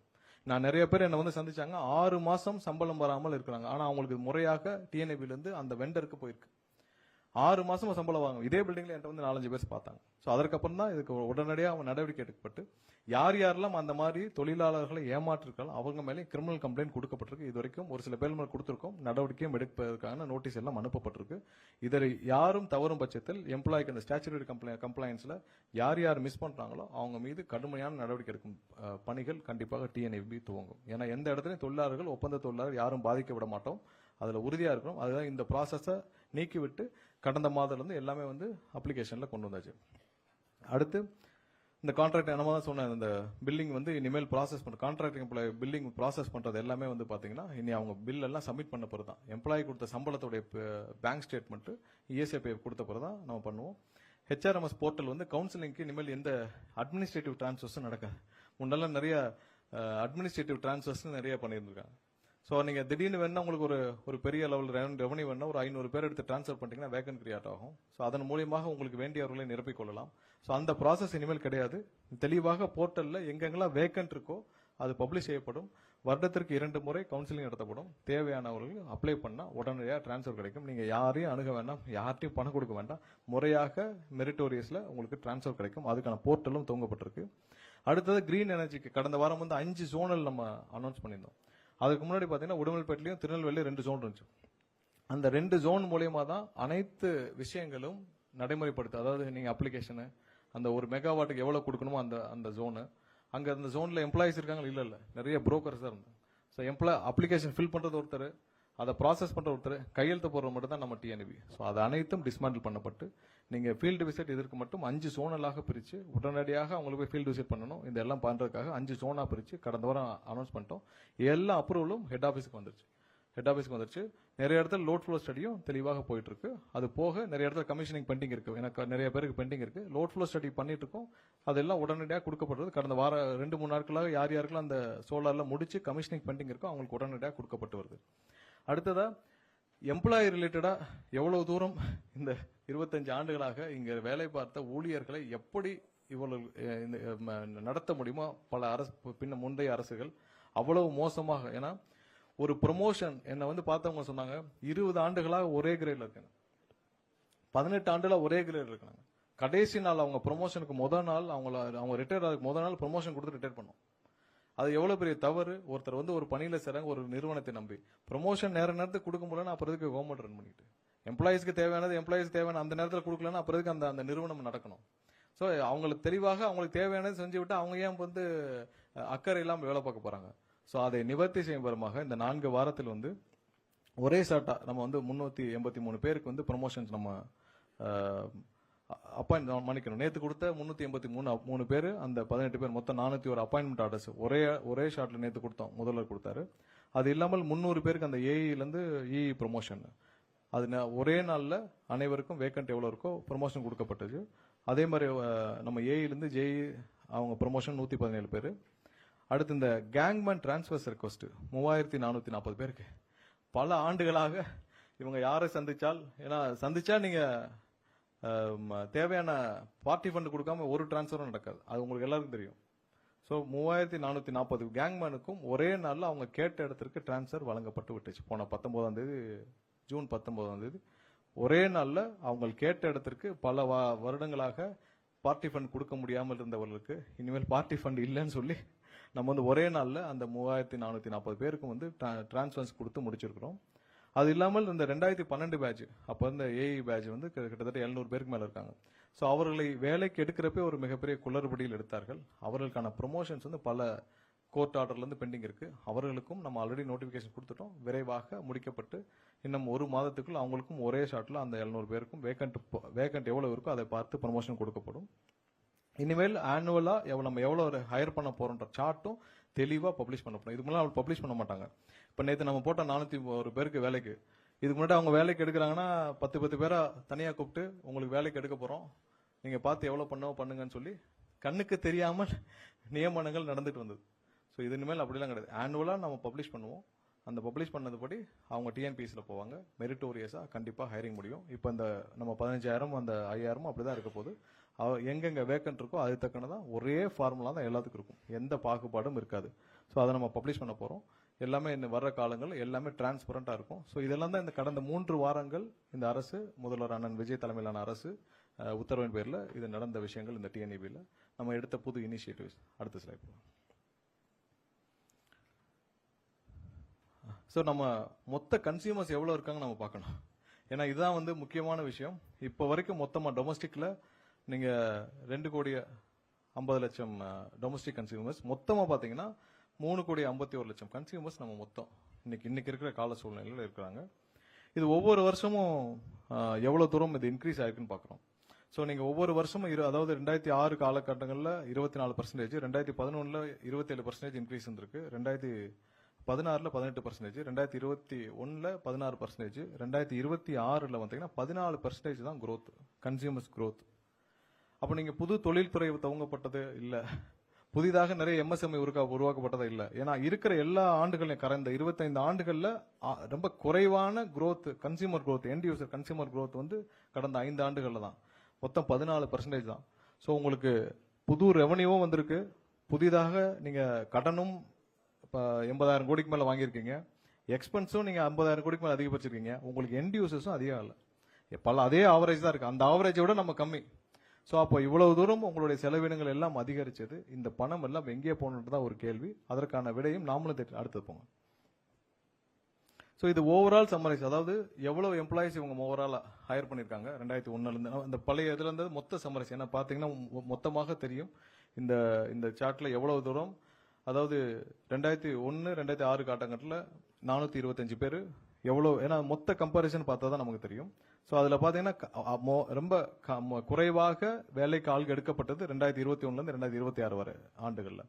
சப்ஸ்டேஷன்ஸ் இன்ஸ்டால் பண்ணப்பட்டது 122 சப்ஸ்டேஷன் தான் இருக்கிறதுல எல்லா ஆண்டுகளையும் விட குறைவானது. அந்த டிரான்ஸ்ஃபார்மர்ஸ் 50 டிரான்ஸ்ஃபார்மர் தான், பவர் டிரான்ஸ்ஃபார்மர்ஸ் 400 டிரான்ஸ்ஃபார்மர் தான் இன்ஸ்டால் பண்ணிருக்கு. அதே நேரத்தில் டிஸ்ட்ரிபியூஷன் டிரான்ஸ்ஃபார்மர் 99,000 லைன்ஸையும் பார்த்துக்கோங்க. ரெவன்யூவும் அந்த கம்பேரிசன் இருக்கு. ஸோ ரெவன்யூ கம்பாரிசன்ஸ் அது எப்படின்னா கடைசியா அந்த டென்யூர் இருக்கிற ஆண்டுகள், அதாவது 2005 2006 கடைசியாக அந்த ஆண்டுல வந்த ரெவன்யூ வந்து 16,000 கோடி, எக்ஸ்பெண்டிச்சர் 15,000 கோடி. ஸோ அதோடைய சர்ப்ளஸ், அதாவது கேப் வந்து மைனஸ், அதோடைய அந்த ஆண்டுக்கான நம்மளுடைய கடன் வந்து 2,831 கோடி. அந்த கடைசி ஆண்டு மட்டும் பார்த்திருக்கோம். ஏன்னா அந்த ஒரு ஆண்டுன்னு பார்த்தா தான் நமக்கு அந்த கம்பாரிசன் தெரியும். 5 ஆண்டுகளுக்கு உள்ளடக்கினா அந்த கம்பாரிசன் தெரியாதுனால இது மட்டும் ஆண்டுல போட்டிருக்கோம். மேல இருக்கிறது வந்து மொத்தம் அந்த டென்யூருக்கு போட்டிருக்கு. ஸோ அதுல பாத்தீங்கன்னா 2025 2026 வரைக்கும் நமக்கான டோட்டல் ரெவன்யூ வந்து 1,23,000 கோடியாக உயர்ந்திருக்குது. அது கடந்த முந்தைய ஆட்சி காலத்தில் இருந்து பாத்தீங்கன்னா எவ்வளவு தூரம் உயர்ந்திருக்குன்னு பாக்குறோம். எவ்வளவு தூரம் எக்ஸ்பெண்டிச்சரும் செலவினங்களும், அதாவது நீங்க ஒரு டாரிஃப் இன்க்ரீஸ் பண்றோம், அந்த டாரிஃப் இன்க்ரீஸ் பண்ற பெனிஃபிட்ட மக்களும் அனுபவிக்கல, டிஎன்இபி அனுபவிக்கல. யார் அனுபவிச்சாங்கன்னா அந்த 3 அமைச்சரை தான் கேட்கணும். போன ஆட்சி காலத்துல அந்த 3 அமைச்சரை கேட்கணும். அந்த 3 அமைச்சருக்கும் சேர்த்து ஒரு நிழலா இருந்த யாரா, இல்ல அந்த குடும்பமா, இல்ல மாப்பிள்ளையா, பையனா, யாருன்னு நம்ம தான் பார்க்கணும். சோ செலவினங்களும் கூடியிருக்கு, ரெவன்யூவும் கூடியிருக்கு. அதுல கேப், அதுல கடனும் பாத்தீங்கன்னா 87,000 கோடி கடனும் வாங்கப்பட்டிருக்கு. நீங்க அதுக்கு என்ன பண்ணீங்க? வேலைக்கு ஆள் எடுத்தீங்களா? இல்ல 343 பேர் தான் வேலைக்கு ஆள் எடுத்தீங்க. சப்ஸ்டேஷன் என்ன பண்ணிருக்கீங்க? 122 சப்ஸ்டேஷன் தான் பண்ணிருக்கீங்க. எவ்வளவு கொள்முதல் பண்ணிருக்கீங்க? என்ன வந்த கொள்முதல்ல நீங்க என்ன பண்ணீங்கன்னு எல்லாம் தெரியும். டிரான்ஸ்ஃபார்மர்ல 99,000 டிரான்ஸ்ஃபார்மர்ல 44,000 டிரான்ஸ்ஃபார்மருக்கு ஏற்கனவே சிபிஐ வழக்கு தொடுத்திருக்கு. நீங்க 1,400 கோடிக்கு வாங்கின டிரான்ஸ்ஃபார்மர்ல 397 கோடி ரூபாய் நீங்கள் முறைகேடு செய்ததாக, அரசுக்கு இழப்பு ஏற்பட்டதாக அந்த ஒரு டிரான்ஸ்ஃபார்மர் ப்ரொக்யூர்மெண்ட்ல மட்டும் உங்களுக்கு கம்ப்ளைண்ட் இருக்கு. சோ மத்ததே நீங்க எந்த லட்சத்துல வாங்குனீங்கன்னு கேட்டதான் அவர்கள் வந்து புரிய வேண்டிய விதத்தில் அவர்கள் புரிய வேண்டும். ஏன்னா இவர்கள் எல்லா விஷயத்தையும் இவ்வளவு இன்க்ரீஸ் இருந்தும், இவ்வளவு டாரிஃப் இன்க்ரீஸ் இருந்தோம், இன்னைக்கு ஒவ்வொரு நாளும் பொதுமக்களும் எம்எஸ்எம்இ செக்டர்ஸ் தொழில்துறையினரும் படுற கஷ்டம் எல்லாம் இந்த டிஎன்இபியோடைய நம்மளுடைய டாரிஃப் இன்க்ரீஸ் மூலமா தான். ஏன்னா தொழில்துறை எல்லாருக்கும் பெரிய கஷ்டம் டாரிஃப் இன்க்ரீஸ் ஆயிடுச்சு. அவங்களுக்கு ஒவ்வொரு நாளும் நிறைய கைத்தறிகள், விசைத்தறிகள், இவங்க தொழிற்கூடங்கள், எம்எஸ்எம்இ செக்டார்ஸ் எல்லாரும் படுற பெரிய துயரம். எனக்கு தெரிஞ்சு பல ஆயிரக்கணக்கான எம்எஸ்எம்இ செக்டார்ஸ் வந்து க்ளோஸ் பண்ணதுக்கு முக்கிய காரணம் நம்மளுடைய டேரிஃப் இவ்வளவு ஹைக் ஆனது காரணம். ஏன்னா அவங்களுக்கு டேரிஃப், கமர்ஷியல் டேரிஃப் எவ்வளவுன்னு அவங்களால சொல்ல முடியாது. ஏன்னா இவங்க போட்ட ப்ராசஸ்ல ஒவ்வொரு ஆண்டும் இன்க்ரீஸ் பண்றது மாதிரியான டேரிஃப் ப்ராசஸ்ல கொண்டு வந்துட்டாங்க. ஸோ ஒவ்வொரு ஆண்டும் பாத்தீங்கன்னா இன்க்ரீஸ் ஆகும். அதை இந்த ஆண்டு செய்ய போவதில்லை. அது தெளிவாக குறிப்பிட்டுக்கிறோம். இந்த ஆண்டு டேரிஃப் ஹைக் இல்லை, அதற்கான கையெழுத்துகள் போட போறது இல்லை. இதை போன வருஷமே செஞ்சிருக்கலாம், அதுக்கு முந்தின வருஷம் செஞ்சிருக்கலாம். யாரு மேலேயாவது பழிய போடுறது. உங்களுக்கு தேவை ரெவன்யூ இன்க்ரீஸ் ஆகுது, அந்த ரெவன்யூ இன்க்ரீஸ் வச்சு நீங்க உங்களுக்கான எக்ஸ்பெண்டிச்சரையும் அதிகரிச்சுக்கிறீங்க, அந்த செலவினங்களை அறிவிச்சுக்கிறீங்க. யாரு கஷ்டப்பட்டான, மக்கள் கஷ்டப்பட்டான, டிஎன்இபி எம்ப்ளாயிஸ் கஷ்டப்பட்டான, டிஎன்இபி துறை கஷ்டப்பட்டான, எது கஷ்டப்பட்டாலும் என்ன, உங்களுக்கு தேவையான டேரிஃப் இன்க்ரீஸ். போன வருஷமே இவர்கள் அந்த டேரிஃப் நாங்கள் செஞ்சிருக்கிறோம். முதல்வர் அண்ணன் விஜய் தலைமையிலான அரசு இந்த வருஷம் டேரிஃப் ஹைக் பண்ண போறது. இது இந்த இன்க்ரீஸ் இருக்காது. அதற்கான அனௌன்ஸ்மெண்ட் இப்பயே சேர்த்து சொல்லிடுறோம். ஸோ டேரிஃப் ஹைக் இருக்காது. அந்த அதிகபட்சமாக 6% இந்த வருஷம் நம்மளுடைய இது படி பாத்தீங்கன்னா இண்டெக்ஸ் படி நம்ம வந்து 3.57 நம்ம இன்க்ரீஸ் பண்ணிருக்கணும். அதை செய்ய போவது கிடையாது. ஸோ இந்த வருஷம் அதற்கான கையெழுத்துகள் இட போவதில்லை. அதை நிறுத்திருக்கோம். ஏதாவது அவங்க வேற ஏதாவது அடுத்த ஆக்ஷன் சொன்னாங்க நம்ம பாத்துக்கலாம். பட் இந்த வருஷம் அதை செய்ய போவதில்லை. ஸோ இந்த மொத்த ஸ்லைட் இதுல நம்ம சொல்ல வந்த விஷயம், மக்களும் கஷ்டத்தில் இருந்தார்கள், தொழில்துறையும் கஷ்டத்தில் இருந்தது, அதே நேரத்தில் இந்த துறையும் டிஎன்இபி துறையும் கஷ்டத்தில் இருந்துச்சு. ஆனால் இந்த அரசியல் இருந்தவர்கள் மட்டும் இந்த மொத்தமும் இந்த இன்க்ரீஸ் எல்லாத்தையும் எங்க போச்சுன்றதான் நம்மளுடைய கேள்விகளா இருக்கு. அதற்கான விடையை நம்ம எல்லா இடத்துலயும் தேடிட்டு இருக்கோம். ஏன்னா எல்லாமே வந்து செலவினங்களாக காட்டப்பட்டிருக்கு. ஒவ்வொன்றும் செலவினங்களாக காட்டிருக்கு. அடுத்து போங்க. ஏன்னா புதிதாக இவங்க வந்து எந்த இதுவும் புது ப்ராஜெக்டும் ஆரம்பிக்கல. ஸோ இவ்வளவு தூரம் டிஃபரன்ஸ், 1 லட்சம் கோடிக்கு மேல நீங்க கடன் எல்லாம் சேர்த்தீங்கன்னா கிட்டத்தட்ட 1,80,000 கோடி கிட்ட எங்க போச்சுன்னு தான் நம்மளுடைய கேள்விகள். அடுத்து மேல. ஸோ நம்மளுடைய இந்த ஓவரால் இதுல என்ன பண்ண போறோம் நம்ம, அதாவது நம்ம இந்த 2026-27 நம்ம அந்த 15,000 பேரை வேலைக்கு எடுக்கிறோம். அதன் மூலமாக 597 கோடி நமக்கு அதிகமான செலவுகள் ஏற்படும். கேங்மேனுக்கும் அந்த 97,000 கோடி வந்து செலவினங்கள் அதிகமா இருக்கும். நம்ம இப்ப அவங்களை வேலைக்கு எடுக்க போறோம், ப்ரொக்யூர்மெண்ட் பண்றோம். அதுக்கான மொத்த காஸ்ட் அங்க அந்த முன்னாடி ஸ்லைட் இருந்த மொத்த காஸ்ட். ஸோ மொத்தமாக இந்த அரசு இந்த வருஷத்தில் 49,532 கோடி நம்ம வந்து இன்வெஸ்ட் பண்ண போறோம். இது எல்லாத்துக்கும் நம்ம சப்ஸ்டேஷன்ஸ் எல்லாத்துக்கும் சேர்த்து. ஸோ நம்ம சொல்றோம் 49,000 கோடி நாங்க செலவு பண்ண போறோம்னா எதுல செலவு பண்ணிக்கிறோம் காட்டுறோம். நாங்க வந்து இந்த 231 சப்ஸ்டேஷன்ஸ் ஆன்கோயிங் சப்ஸ்டேஷன்ஸ் கம்ப்ளீட் பண்ண போறோம். பழைய ப்ராஜெக்ட்ஸ் எல்லாம் நம்ம முடிக்க போறோம். பெண்டிங் அந்த அடிஷனல் ரெவன்யூ தேவைப்படுற ப்ராஜெக்ட்ஸும் சேர்த்து முடிக்க போறோம். எவ்வளவு ப்ரொக்யூர் பண்றோம்னு காட்டிட்டோம். இந்த ஒரு ஆண்டு மட்டும் 49,000 இன்வெஸ்ட் பண்ணணும்னா இதை முடிக்கிறதுக்கு 2 ஆண்டுகள். ஏன்னா சப்ஸ்டேஷன்ஸ்லாம் உங்களுக்கு தெரியும் 2 ஆண்டுகள் ஆகும். இதை முடித்தாலே இன்னைக்கு இருக்கிற தேவையா, அதாவது போதுமான அளவுக்கு நமக்கு வந்து தேவையான அந்த இடையூறுகளை நம்ம சமாளிக்க முடியும். சோ இது மாதிரியான எந்த திட்டமிடலும் பழைய ஆண்டுகள்ல பண்ணல. நம்ம சொல்லியிருக்கோம் இந்த வருஷம் இதை பண்ண போறோம். 49,000 கோடின்றது நீங்க உங்களுடைய அந்த ஒரு ஆண்டுகளில் நீங்க வாங்கின செலவு, அதாவது அடிஷனல் ரெவன்யூ அந்த 69,000 கோடி, அடிஷனல் காஸ்ட் 50,000 கோடி, அது இல்லாமல் 89,000 கோடி கடன், இது எல்லாம் சேர்த்தாலே இதுல வந்து அதுல நம்ம வந்து ஒரு 25% 30% தான் இப்ப நம்ம வந்து ஸ்டெபிலைஸ் பண்றதுக்கான வேலைகளை செய்ய போறோம். அது இல்லாமல் இந்த 5 வருஷம் ஸ்டெபிலைஸ் பண்றதுக்கான 49,000 கோடி இந்த வருஷம் இன்வெஸ்ட் பண்ண போறோம். ஸோ இதுக்கு தேவையான அளவு நம்ம கடனாக தான் பெற போறோம். தேவையான இடத்துல கடன் லோன் டைப் தான் பண்ண போறோம். அதற்கு எப்படி பண்ண போறோம்னு நம்ம வர காலங்களில் திட்டமிட்டிருப்போம். ஆனால் லோன் டைப்ல தான் பண்ண போறோம். லோன் டைப்பும் ப்ராப்பரா ஸ்பெண்ட் பண்ணணும். நம்மள மாதிரி 89,000 கோடி வாங்கிட்டு புதிய இன்வெஸ்ட்மெண்ட்டும் இல்ல, புதிதாக ப்ரொக்யூர்மெண்ட்டும் இல்ல, புது சப்ஸ்டேஷனும் இல்ல, புதிதாக எந்த திட்டமும் இல்ல, புதிய வேலைக்கு எடுத்தீங்களா 343 பேரை மட்டும்தான் வேலைக்கு எடுத்துறாங்க. சோ எந்த இதுவும் ஒழுங்காக செய்யாமல் இந்த துறை இந்த இடத்திற்கு வந்ததற்கான காரணத்தை நம்ம சமாளிச்சுப்போம். அடுத்த ஸ்லைட் போங்க.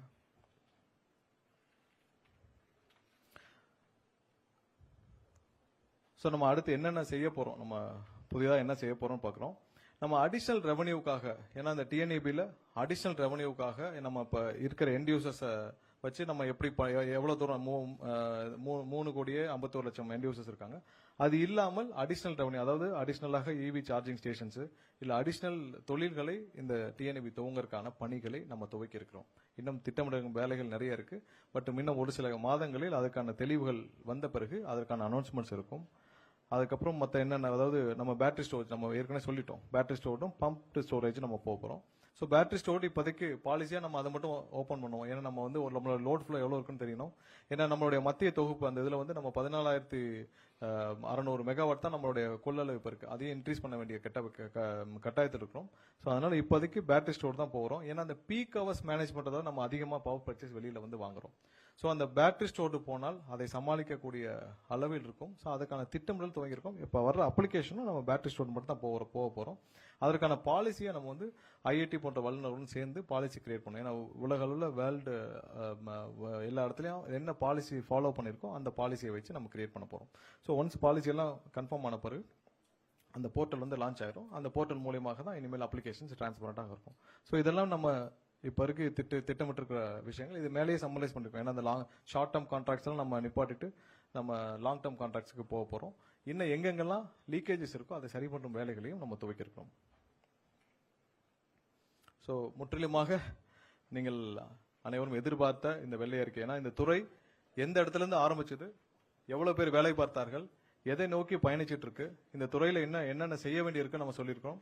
இந்த துறையில எல்லாம் பொதுவாக இல்ல நேத்து வரைக்கும் நல்லா இருந்துச்சு இன்னைக்கே இப்படி ஆச்சுன்ற கேள்விகளுக்கும் நம்ம விடையதில் சொல்லிடுறோம். கடந்த 25 ஆண்டுகளாக எவ்வளவு பேர் பணியாற்றினார்கள், எவ்வளவு தூரம் இந்த துறை ஒவ்வொரு இடத்துலயும் வளர்ந்துருக்கு, எவ்வளவு செய்ய வேண்டிய விஷயங்கள் நம்ம மிஸ் பண்ணிருக்கோம், ஏன் இவ்வளவு கடன் சுமை இந்த இடத்துக்கு போயிருக்கு, அதை ப்ராப்பரா இன்வெஸ்ட்மெண்ட் ஆயிருக்கா இல்ல, தேவையான ஆட்கள் எடுக்கப்பட்டாங்களா இல்ல, தேவையான அளவு இன்ஃப்ராஸ்ட்ரக்சர் இன்வெஸ்ட்மெண்ட்ஸ் நடந்திருக்கா இல்ல, தேவையான அளவு வந்து இங்க இருக்கிற பயனாளர்களுக்கு எண்ட் யூசர்ஸ்க்கு அவங்களுக்கு தேவையான பணிகளை செய்யப்பட்டதா இல்ல, எல்லாம் அதிகப்படியான செலவினங்கள் மட்டுமே செய்யப்பட்டு டோட்டலா மிஸ்மேனேஜ் பண்ணப்பட்டதோடைய விளைவாக இன்னைக்கு இவ்வளவு பெரிய கடன் சுமையோடு 2,50,000 கோடி அளவுக்கு கடன் சுமையோடு பணியாளர்களும் ஒவ்வொருத்தரும் 4 பேர், ஒருத்தர் வந்து 4 பேர் செய்யக்கூடிய வேலையிலும் செஞ்சு ஒட்டுமொத்த தமிழக மக்களும் கஷ்டப்படுற அளவுக்கு கொண்டு வந்து விட்டதற்கான விடையை நம்ம இப்ப சொல்லியிருக்கோம்.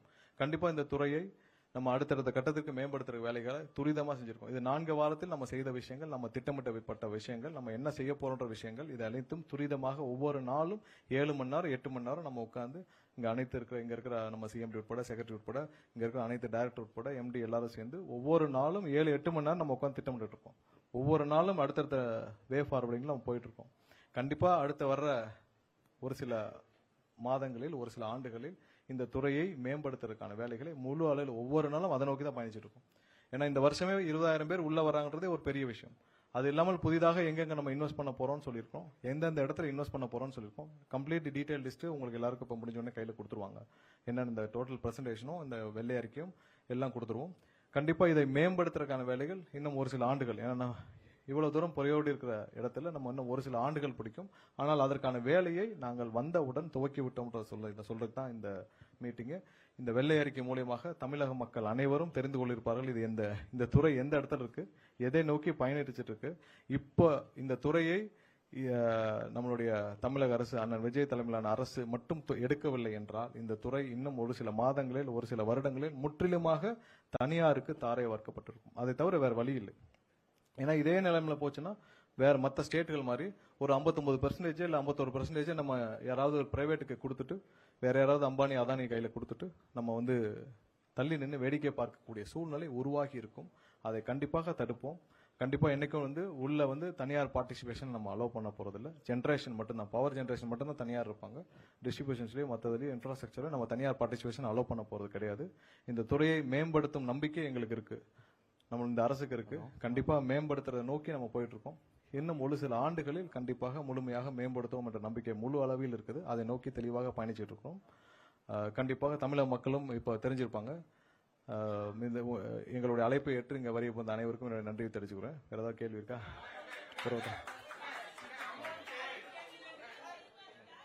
கடைசியா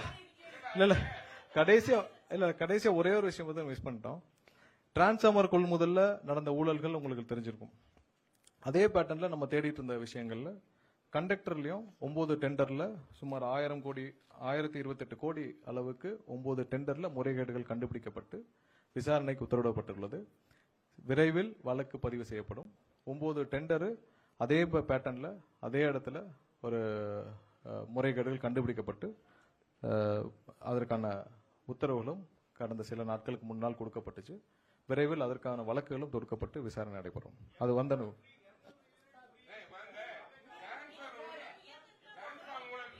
ஏன்னா ஒன்னா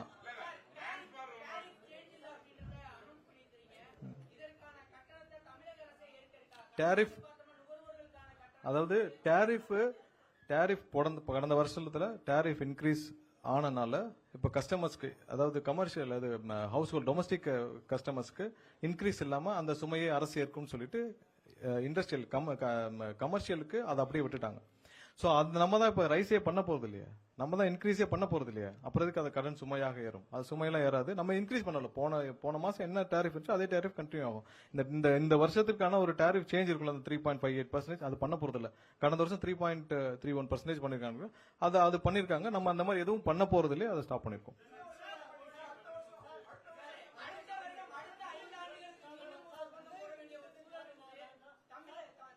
இப்போதைக்கு நிப்பாட்டி இருக்கிறோம், அடுத்து திட்டம் மட்டும் சொல்லுவோம். அடுத்து வேற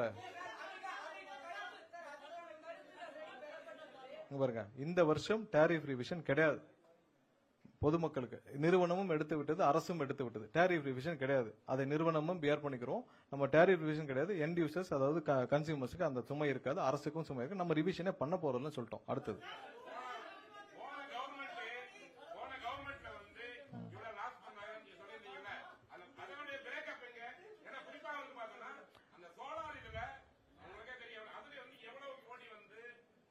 முறைகேடாக சோலார் பேனலுடைய அப்ளிகேஷன்ஸ் ப்ராசஸ் செய்யப்பட்டு முறைகேடாக ஆயிரக்கணக்கான மெகாவாட்டுகள் கொடுக்கப்பட்டது. அதோடைய மொத்த அசஸ்மெண்ட் எடுத்துட்டு இருக்கோம். ஒவ்வொரு நாளும் எதெல்லாம் முறைகேடாக 20 நாள் 25 நாள் ப்ராசஸ் பண்ண அப்ளிகேஷன்ஸ் எல்லாத்தையும் கேன்சல் பண்ணிட்டு வரோம். யார் மேலாம் சந்தேகம் இருக்குதோ, லோட் ஃப்ளோ இல்லாமல் பண்ணவங்கலாம் அங்கே நிறுத்தி வைக்கப்பட்டுள்ளது. ஸோ அதில் முழுசும் இது எல்லாத்துலயும் பார்த்தீங்கன்னா எங்கேயுமே டிஜிட்டல் டேட்டா இல்லை, எல்லாம் மேனுவல் டேட்டா எடுத்து அசஸ் பண்ற வேலை இல்லை. அதுல கண்டுபிடிக்கப்பட்டது இந்த கண்டக்டருடைய ஊழல் எல்லாம், அந்த முறைகேடு எல்லாம், அந்த டெண்டர்ல 9 டெண்டர்ல நடந்த முறைகேடுகள் எல்லாம் அசஸ்மெண்ட் போயிட்டு இருக்கு. எல்லாத்தையும் ரிவைவ் பண்ணிட்டு இருக்கோம். மொத்தமா தமிழகம் முழுவதும் இருக்கிற அனைத்து டிஎன்ஏபியில் இருக்கிற ஸ்டாக்கும் வெரிஃபிகேஷன் பண்ணிட்டு இருக்கோம். எவ்வளவு ஸ்டாக், எவ்வளவு டிரான்ஸ்ஃபார்மர் இருக்கு, எல்லா ஸ்டாக்கும் வெரிஃபிகேஷன் வந்து கடந்த 2 வாரங்களா போயிட்டு இருக்கு. ஒவ்வொரு இடத்துலயும் அதை வீடியோ ரெக்கார்டிங் பண்ணி ஊழியர்கள் 40 டீமுக்கு மேல போட்டு ஸ்டாக் வெரிஃபிகேஷனும் பண்ணிட்டு இருக்கோம். அனைத்தும் வெரிஃபிகேஷன் பண்ணிட்டு இருக்கோம். அனைத்தும் பண்ற வேலையை நடந்துட்டு இருக்கு. என்னப்பா இல்ல தெர்மல் எப்படி தெர்மல்ல எப்படி ஃபங்க்ஷன் ஆகுது, அதோட செலவினங்கள் எல்லாம் காட்டிட்டோம். அதுக்குள்ள அடைக்கிறோம். தெர்மல் பவர் பிளான்டோடைய எக்ஸ்பென்ஸ், அதோடைய ரெவன்யூ எல்லாம் காட்டிட்டோம். அதுக்குள்ள அதோடைய எக்ஸ்பென்ஸ் இருக்கும். நம்ம கோல் வந்து ஒரு சில தெர்மல் பிளான்ட்டுக்கு தான் நம்ம இம்போர்ட் பண்றோம். மத்த எல்லாமே இங்க டிஎன்பிஎல் நம்ம என்டிபிசி மூலமா தான் நம்ம பர்ச்சேஸ் பண்றோம். எதெல்லாம் சந்தேகம் இருக்கு அதெல்லாம் நிறுத்தி வைக்கப்பட்டிருக்கு. அடுத்தது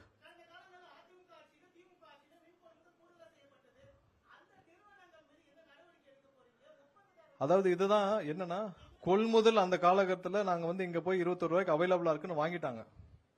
சரியா, இது வந்து போன கடந்த ஆட்சியில 58,000 கோடி அளவுக்கு முறைகேடாக கொள்முதல் செய்யப்பட்டதுன்னு சொல்லிட்டு 2020-21 ஆண்டுகள்ல இருக்கிறது 58,000 கோடி அளவுக்கு இருக்குன்னு தெரியும். சோ அது வந்து ப்ரொக்யூர் பண்ண இடத்துல நீங்க டாக்குமெண்டடா சரியாக விஞ்ஞான ஊழல் செய்தவர்களுக்கு டாக்குமெண்டடா சரி பண்ணி செய்ய தெரியும். அதையே மீறி ஒரு சில இடத்துல இருக்க கேப்ல தான் இந்த கண்டக்டர் மாதிரியான விஷயங்கள் நம்ம பிடிக்கிறோம். எங்கெங்கெல்லாம் வந்து அவங்க வந்து விஞ்ஞான முறையில் தெளிவாக 50 ஆண்டுகளா செஞ்சவங்களுக்கு இப்பயும் செய்ய தெரியாதா, அதுலயும் மிஸ் பண்ற விஷயங்கள் தான் இந்த டிரான்ஸ்ஃபார்மர் ஊழல், இந்த கண்டக்டர்லாம் சின்ன விஷயங்களை பிடிச்சிருக்கும். கண்டிப்பா எல்லாத்தையும் அவங்களும் விசாரிச்சுட்டு இருக்காங்க. அதில் முறைகேடு இருக்க அனைத்தையும் வழக்கு பதிவு செய்யப்பட்டிருக்கு, அதெல்லாம் செய்யப்பட்டும் வரும். வேறதான் என்னப்பா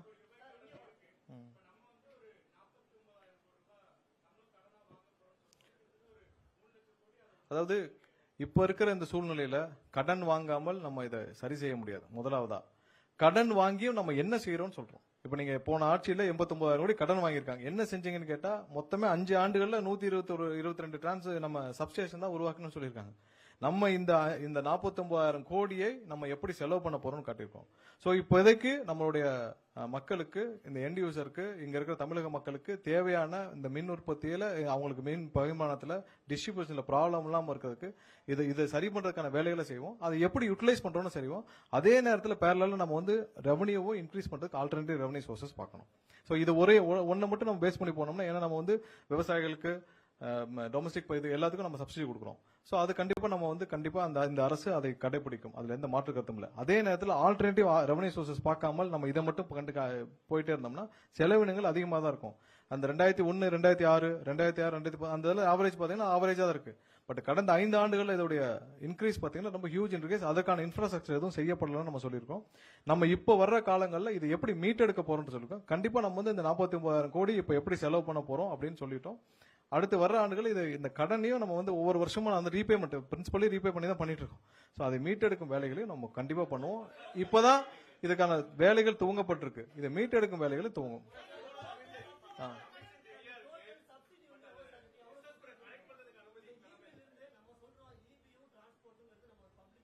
இல்ல கண்டிப்பா நம்ம வந்து ஹேண்ட்லூம்க்கு போன வருஷம் என்ன அதை வெளியிடுறோம். போன வருஷம் என்ன சப்சிடி கொடுக்கப்பட்டது அதே அப்படியே தொடருது.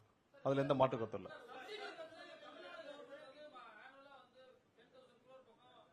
அதற்கு அதை விட அதிகமாவே இருக்கு. 19,000 கோடி கிட்ட அதுக்கான ஸ்பிளிட் அப் நாங்க வெளியிடுறோம்.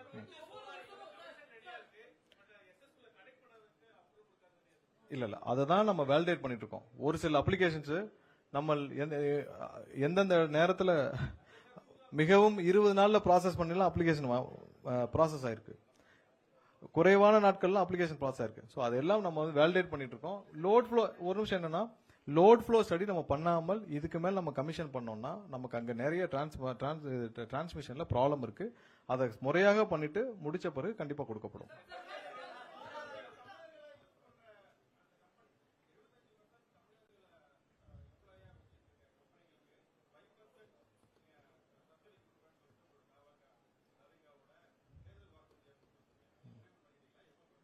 இல்ல இப்ப வர்ற நம்ம ஹையரிங் எல்லாமே வந்து நம்ம என்ன சொன்னோமோ அது மாதிரி தான் இருக்கும். டிஎன்பி இல்ல அதெல்லாம் இனிமேல் தான் திட்டமிட போறோம். இல்ல ஏற்கனவே பெண்டிங் என்னென்ன இருக்குன்னு பாத்துட்டு இருக்கோம். அது இனிமேல் தான் திட்டமிட போறோம். இந்த வெள்ளை அறிக்கையில இது வரைக்கும் கடந்து வந்து என்ன செய்ய போறோம் பண்ணிருக்கோம். மத்த இந்த மாதிரி விவசாயிகளுக்கு எவ்வளவு நம்ம புது சர்வீஸ் கொடுக்க போறோம். இதெல்லாம் இனிமேல் வர்ற இல்ல இலவச மின்சாரம் கண்டிப்பா தொடரும். அதுல எந்த மாற்று கருத்தும் கிடையாது.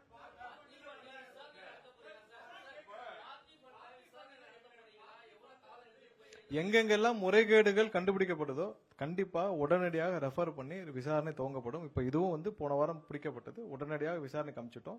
அதுவும் வந்து இன்னும் ஒரு சில நாட்களில் வழக்கு பதிவு செய்யும்னு கேள்விப்பட்டேன்.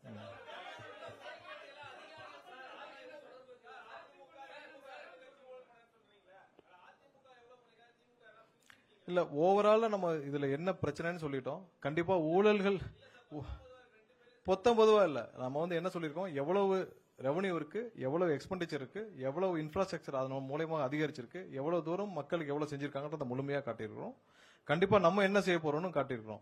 இந்த துறை இவ்வளவு மோசமா போனதுக்கான காரணத்தையும் சொல்லியிருக்கிறோம். அது தெளிவாக எம்ப்ளாயர்ல இருந்து எவ்வளவு செலவினங்கள்ல இருந்து எவ்வளவு இன்ஃப்ராஸ்ட்ரக்சர் இன்வெஸ்ட்மெண்ட் எவ்வளவு வந்து நம்ம அதாவது இத்தனை வருஷமா தன்னிறைவு அடைஞ்சோம்னு சொல்றாங்கல்ல. மின்சாரம்ல இந்த ஸ்டேட் வந்து செல்ஃப் சஸ்டைன்ட்னு சொல்லியிருக்காங்க. எப்படி செல்ஃப் சஸ்டைன்ட்? வெளியில பர்ச்சேஸ் பண்ணி தான் செல்ஃப் சஸ்டைன்ட்.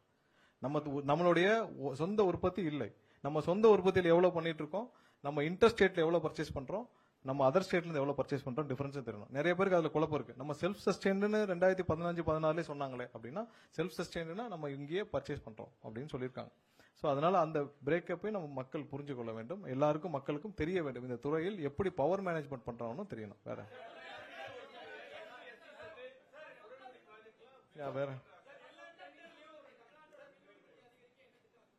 இல்ல அதுதான் இப்ப இருக்கிற ப்ராஜெக்ட் நம்ம வந்து இருக்கிற ப்ராஜெக்ட் முடிக்க போறோம். இது இல்லாமல் இந்த பவர் ரேட் இருக்குல்ல, நம்ம பர்ச்சேஸ் ரேட், இதை குறைக்கும் வேலைகள் தான் நம்ம செய்ய போறோம்.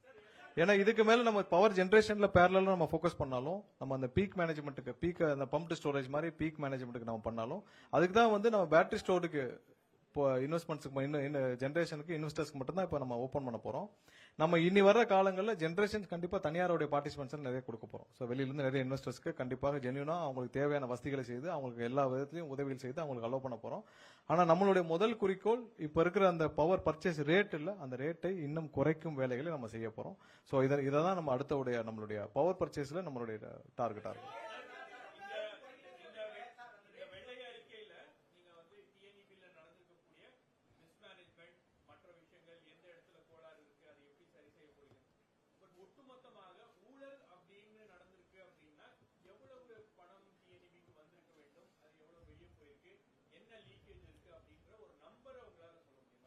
இல்ல இதுல மெயின்டெனன்ஸ்ல எல்லா இடத்துலயும் மெயின்டெனன்ஸ், கான்ட்ராக்ட் ஸ்டாஃபிங்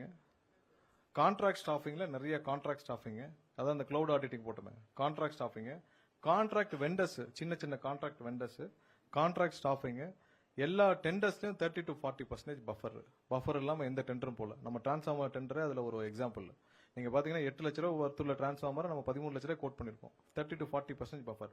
சோ நீங்க எல்லா மொத்த டெண்டரையும் எடுத்தீங்கன்னா எல்லா டெண்டர்லயும் கண்டிப்பா ஒரு 30 to 40% பஃபர் இருந்திருக்கு. கான்ட்ராக்ட் எம்ப்ளாயிஸ் எவ்வளவு பேர் இருந்தாங்க, ரெக்கார்டே இல்ல. அப்ப ரெக்கார்டே இல்லாம கிளவுட் ஆடிட்டிங் ஒரு டீம் தான் ரெக்கார்டு இருக்கும், நம்மகிட்ட கிடையாது. எவ்வளவு வெண்டர்ஸ் இருக்காங்க எல்லாம் கன்சல்டேட் பண்றது. சோ இதன் மூலமாக கண்ணுக்கு தெரியாமல் மிகவும் தெளிவாக அவர்கள் வந்து பணம் வெளியே போயிருக்கு பல வழிகள்ல. சோ அதுதான்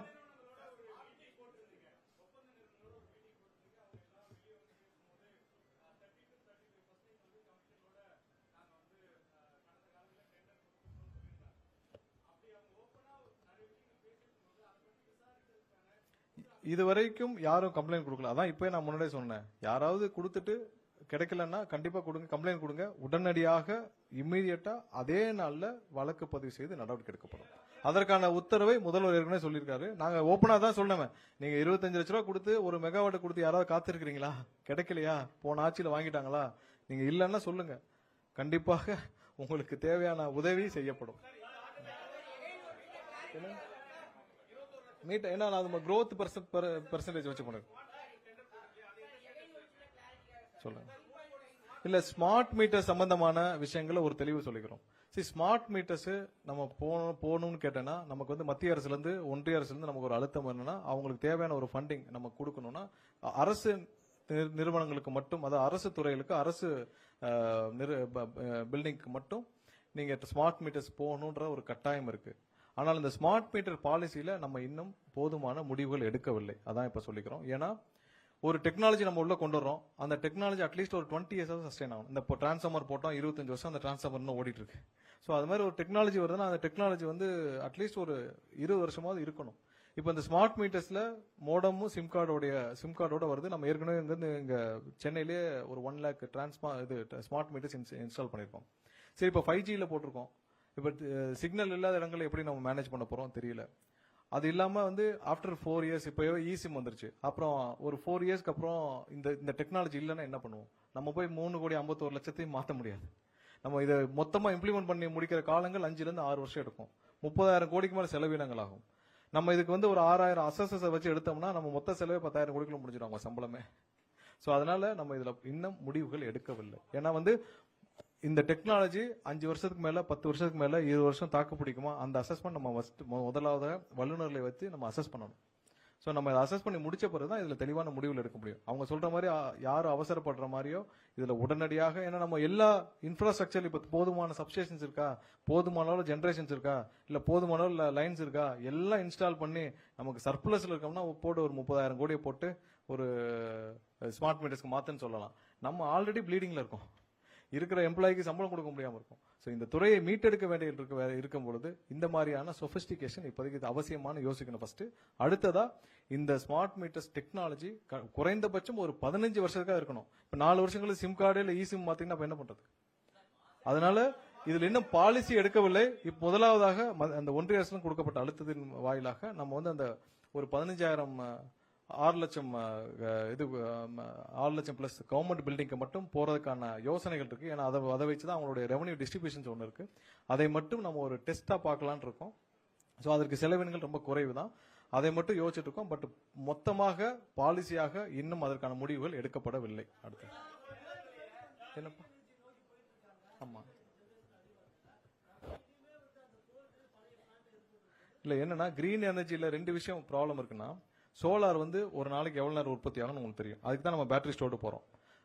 நம்ம விண்டுல பாத்தீங்கன்னா வருஷத்துக்கு ஒரு 2 மாசம் விண்டு நின்றும், விண்ட் எனர்ஜி நின்றும். ஸோ நம்ம அந்த நேரத்தில் தான் நமக்கு தெர்மலும் நமக்கு வந்து மற்ற பம்ப் ஸ்டோரேஜ் இந்த மாதிரிலாம் இருக்கும். ஸோ அதெல்லாம் திட்டமிட்ட பிறகுதான் நம்ம அடுத்த லெவலில் நம்ம ஒரு டிரான்ஸ்ஃபர்மேஷன் பண்ண முடியும். ஸோ அதெல்லாம் திட்டமிடாமல் நம்ம ஏற்கனவே நம்ம இருக்கிறதையும் நம்ம குறைச்சிக்க முடியாது. ஸோ இதெல்லாம் பேரலாக திட்டமிடணும். இப்போ நீங்க 3 மணிக்கு அப்புறம் சோலார் டவுன் ஆனப்போ நம்ம என்ன பண்ணுவோம்? ஸோ அப்போதான் நம்ம அந்த பீக் அவர் மேனேஜ்மெண்ட்டுக்கு சாயந்தரம் பீக் அவர் மேனேஜ்மெண்ட் கடந்த ஒரு 2 வாரத்துக்கு முன்னாடி பார்த்தோம் 5000 மெகாவாட் மேல வந்து சென்னை மட்டும் பீக்ல போச்சு. ஸோ அந்த டைம்ல இதை கொள்ளளவுக்கு நம்ம வெளியிருந்து வாங்க வேண்டிய கட்டாயத்தில் இருக்கும். உடனடியாக அந்த பீக் அவர் மேனேஜ்மெண்ட் தான் நம்ம வந்து ஷார்ட் டேர்ம் கான்ட்ராக்ட்ஸ் தான் போட்டு வாங்குறோம், நம்ம மார்க்கெட்ல போய் வாங்குறோம். ஸோ அப்போதான் வந்து 20 ரூபாய் 19 ரூபாய்க்கு வாங்குறோம். ஸோ அதையெல்லாம் சரி செய்யறதுக்கான வேலையை லாங் டேர்ம் கான்ட்ராக்ட் நம்ம போட்டுட்டு இருக்கோம். ஸோ கண்டிப்பா இதெல்லாம் பேலன்ஸ் பண்ணி நம்ம சர்ப்ளஸ் சொல்லுங்க. இல்ல ஷார்ட் டேர்ம் கான்ட்ராக்ட்ஸ் எல்லாம் குறைச்சு கொஞ்சம் கொஞ்சமா குறைச்சிட்டு லாங் டேர்ம் கான்ட்ராக்ட்ஸ்க்கு இந்த மாதிரி பீக் அவர் மேனேஜ் பண்ணிருக்கு. இந்த பம்ப் ஸ்டோரேஜ் வெளியில இப்போ ஆந்திரால ஒரு சில பிளான்ட் இருக்கும், இல்ல வேற ஒடிசால ஒரு சில பிளான்ட் இருக்கும். அவங்ககிட்ட இருந்து நம்ம மொத்தமாக வாங்குறதுக்கான வேலைகள் நடந்துட்டு இருக்கு. ஒரு சில வாரங்களில் ஒரு சில மாதங்களில் அதற்கு எங்கெங்க வாங்குறோம் நமக்கு சொல்லியிருக்கிறோம். அதன் மூலமாக நம்ம அதை பேலன்ஸ் பண்ண போறோம். இந்த மார்க்கெட் பர்ச்சேஸ் ஷார்ட் டேர்ம் கான்ட்ராக்ட்ஸை நம்ம வந்து குறைக்கிறதுக்கான வேலைகளை துவங்கி இருக்கோம். இல்ல நீங்க அந்த மாதம் ஒரு முறைக்கு தான் இருக்கிற இதுலயே போய் நம்ம அசஸ்மெண்ட் பண்ண முடியல. இருக்கிற இடத்துலயே ஒருத்தர் வந்து 10 வேலையை செஞ்சுட்டு இருக்காங்க. நம்ம அசஸரே வந்து பாத்தீங்கன்னா இன்னும் 4000 பேர் கிட்ட தான் அசஸர்ஸ் இருக்காங்க. இன்னும் 4000 5000 பேர் அசஸர் தேவைப்படுறாங்க. அதனால இப்ப புதிதாக நம்ம வேலைக்கு எடுக்க போறவங்க, அதாவது ஃபீல்ட் இன்ஜினியர்ஸ்க்கு வந்து மல்டி பர்பஸ் ஃபீல்ட் இன்ஜினியர் தான் எடுக்க போறோம். அவர்கள் அசஸ்மெண்ட்டையும் சேர்த்து பண்ணுவாங்க. ஏன்னா நம்ம அசஸர்ஸ் தனியா எடுத்துட்டு பின்னாடி பாலிசி மாறிச்சுன்னா அவர்கள் என்ன செய்யறதுன்னு தெரியாம இருக்கக்கூடாதுன்னு தான் மல்டி பர்பஸ் ஃபீல்ட் இன்ஜினியரா நம்ம வந்து 12,500 பேர் நம்ம எடுக்க போறோம்ல, அவங்க அசஸ்மெண்ட்டையும் சேர்த்து செய்வார்கள். ஸோ அதையும் சேர்த்து தான் பண்ண போறோம். ஸோ அசஸருக்கு நம்ம எடுத்துப்போம். எடுத்துட்டு அடுத்ததுக்காக நம்ம அதுக்கான போதுமான ஆட்களை வைத்த பிறகுதான் நம்ம அடுத்த வேலையை பார்க்க முடியும். அது வரைக்கும் இந்த டாரிஃப் மந்த்லி டாரிஃப் நம்ம யோசிக்க கூட முடியாது.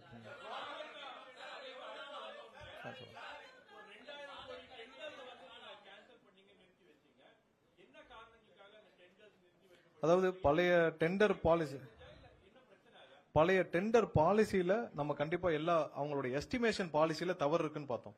ஏன்னா ஒரு டெண்டர் அவங்க ஃப்ளோட் பண்றாங்க. அந்த டெண்டர்ல வந்து இப்ப நம்ம ஒரு டிரான்ஸ்ஃபார்மர் கொள்முதல் இல்ல கண்டக்டர் கொள்முதலுக்கு எஸ்டிமேஷன் போடுறாங்க. சோ அந்த ப்ராடக்ட் எஸ்டிமேஷன் எப்படி போடுறீங்கன்றதான் நம்மளோட கொஸ்டின். ஃபர்ஸ்ட் ப்ராடக்ட் எஸ்டிமேஷன் எப்படி போடுறோம்? நீங்க பழைய பிஓ, அதாவது பழைய பிஓ இல்லாட்டி அதர் ஸ்டேட் ரேட்டு. சோ இதை வச்சு நம்ம ஒரு எஸ்டிமேஷன் டிஃபைன் பண்றதே தப்பு. இப்ப நம்ம இவங்க 13 லட்சம் ரூபாய்க்கு டிஃபைன் பண்ணி ஒரு டிரான்ஸ்ஃபார்மருக்கு ஃப்ளோட் பண்ணிருக்காங்க. இப்ப கேரளா இதை பார்த்து எடுத்தா என்ன ஆகும்? கேரளா வந்து நாங்க தமிழ்நாடு பிஓவை பார்த்து எடுத்தேன்னு சொன்ன மாதிரி இருக்கு. சோ அதுவே அந்த பாலிசியே தப்பு. அதனால என்ன பண்ணோம்னா நம்ம வந்து 3 செப்பரேட் கமிட்டி அமைச்சிருக்கோம். நம்ம அந்த கடந்த ஒரு மாதத்துல அந்த 3 செப்பரேட் கமிட்டி வந்து தனித்தனியாக மார்க்கெட் ரேட் அசஸ்மெண்ட், மார்க்கெட்ல ஏன்னா எல்லா ப்ராடக்ட்டும் நீங்க போனீங்கன்னா ஆன்லைன்ல மார்க்கெட்ல இருக்கு. அந்த மார்க்கெட் ரேட்ல பிரைவேட் பிளேயருடைய அசஸ்மெண்ட் பண்றோம். அது இல்லாமல் ஒரு மேனுஃபேக்சரர் அசஸ்மெண்ட், இப்ப நீங்க ஒரு டிரான்ஸ்ஃபார்மருக்கு எவ்வளவு அலுமினி தேவை, எவ்வளவு காப்பர் தேவை, அது ஒரு மேனுஃபேக்சரரா நம்ம ஒரு அசஸ்மெண்ட் பண்றோம். அது இல்லாமல் நீங்க அதர் ஸ்டேட் மத்த பிஓ எல்லாம் 3 பேரும் சேர்ந்து தனித்தனியா அவங்க ப்ரொபோசலை போர்டுல வச்சு அவர்கள் இதுல குறைவான என்ன கரெக்டான ரேட்டோ அதை தான் நம்ம ரேட் பிக்சிங்க்கு எஸ்டிமேஷன், அதாவது ஒரு டெண்டருடைய அந்த ரேட்டு எஸ்டிமேஷனுக்கான நம்ம ப்ராசஸை கம்ப்ளீட்டா மாத்திருக்கிறோம். அதனால பழைய டெண்டர்ஸ் பெண்டிங்ல இருந்த எல்லா டெண்டர்ஸையும் நிறுத்தி வைத்துட்டு அவங்க எந்த டெண்டர் நிறுத்தல எஸ்டிமேஷனை இந்த 3 கமிட்டி மூலமாக எஸ்டிமேட் பண்ணி ஃப்ளோட் பண்ண சொல்லியிருக்கோம். இனிமேல் இருந்து டெண்டர் ஃப்ளோட் ஆக ஆரம்பிச்சிடும். இந்த 3 கமிட்டி மூலமாக எஸ்டிமேஷன் பிக்ஸ் பண்ணி அதன் மூலமாக பஃபர் வச்சிருந்தாங்களே 30% 40%. ஸோ அதெல்லாம் எஸ்டிமேஷன் தான ப்ராப்ளம். நீங்க டிரான்ஸ்ஃபார்மரை 13 லட்சம் ரூபாய் கோட் பண்றோம்னா 40% பஃபர். ஸோ அந்த பஃபர் இல்லாமல் 3 கமிட்டி மூலமாக தெளிவாக திட்டமிட்டு அந்த ரெவன்யூ வெளியில யாருக்கும் போகாமல் நிறுவனத்துக்குள்ளே இருக்குமாறு டெண்டர்களுடைய எஸ்டிமேஷன் பாலிசி மாத்திருக்காக அனைத்து டெண்டர்களையும் ஸ்டாப் பண்ணிட்டு புதிதாக இந்த வாரத்தில் எல்லா டெண்டர்களும் புது டீம் மூல புது எஸ்டிமேஷன் பாலிசியோட புதிதாக டெண்டர்லாம் ஃப்ளோட் பண்ணப்படும். எந்த டெண்டர் நிறுத்தி வைக்கப்படல. என்ன இல்ல அதனாலதான் வந்து நம்ம ஒரு கவர்மெண்ட் ஆபீசர்ஸ்க்கு மட்டும் தான் அந்த ஸ்மார்ட் மீட்டர்ஸ் நம்ம போறோம். மற்றபடி யோசிச்சுட்டு தான் சொல்லுவோம். அதான் சொன்னேன், நம்ம அசஸர்ஸ் இல்ல, அசஸ்மெண்ட்டுக்கு நம்ம ஆள்கள் போதுமான ஆட்கள் இல்லை இருக்கு. இல்ல இப்ப நம்ம இதை எடுத்து முடிச்ச பிறகு 20,000 பேர் எடுத்து முடிச்ச பிறகு அவங்கள ட்ரைனிங் உள்ள வரட்டும். முதல்ல இருக்கிற டிஸ்ட்ரிபியூஷன் இருக்கிற ப்ராப்ளம சரி பண்றதுக்கான ஆட்கள் இருக்கட்டும். முதல்ல அதுக்கு அடுத்த கட்டமாக அதை பத்தி யோசிப்போம்.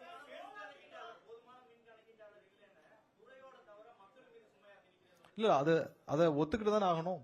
நம்ம போதுமான ஆட்கள் இல்ல, நம்ம ஒத்துக்கிட்டு தான் ஆகணும். நம்ம ஒத்துக்கலாம நம்ம தவறான தகவல் நாங்க கொடுக்க முடியாது.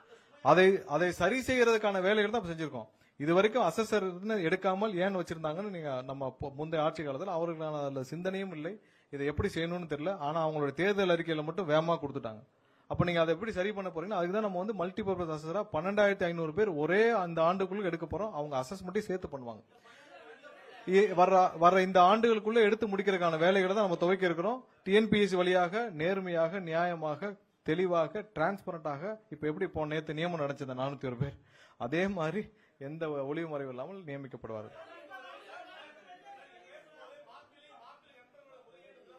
ஆமா இல்ல அதுல நீங்க சோலாரை பொறுத்த வரைக்கும் சோலார் இல்ல மத்த பாலிசி மத்த டெண்டர்ஸ் எல்லாம் மாப்பிள்ளை நண்பர்களும் நம்மளுடைய அவருடைய பையனுடைய நண்பர்களையும் தாண்டி எதுவுமே நடக்காது. அதான் டாஸ்மார்க்லயே பார்த்தோம்.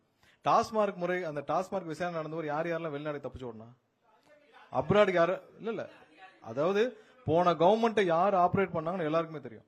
மாப்பிள்ளை நண்பர்களும் பையன் நண்பர்களும் தான். இவர்கள் தான் அந்த கவர்மெண்ட்டே ஆபரேட் பண்ணாங்க. சோ இவரெல்லாம் அந்த கவர்மெண்ட்டே வழிநடத்தினாங்க. யாரையும் அவர்களை பார்க்காமல் ஒரு சின்ன விஷயம் கூட நகராது. அதுல நீங்க மற்ற அதிகாரிகள் நம்ம குறை சொல்ல என்ன பண்றது? கவர்மெண்டோட பாலிசி, அந்த முதல்வருடைய பாலிசி அப்படி இருக்கிறப்ப மத்தவங்கள குறை சொல்ல என்ன பண்றது? அடுத்து போதுமான அளவு நம்ம எல்லா கேள்வியும் முடிச்சாச்சு. கண்டிப்பாக இன்னும் வர்ற ஆண்டுகள்ல அனைத்திற்கும் நம்ம என்ன ப்ராக்ரஸ் பண்றோம், ஒவ்வொரு நேரத்திலும் நம்ம இதே மாதிரி பிரஸ் ரிலீஸ் பண்ணி பிரஸ் மீட் பண்ணி தெளிவுபடுத்துவோம். இப்ப இருக்கிற இந்த துறையை பத்தி நம்ம முழுசா சொல்லி முடிச்சிட்டோம். இங்க வருகை புரிந்த அனைவருக்கும் என்னுடைய மீண்டும் நன்றியை தெரிவித்துக் கொள்கிறேன். நன்றி, வணக்கம்.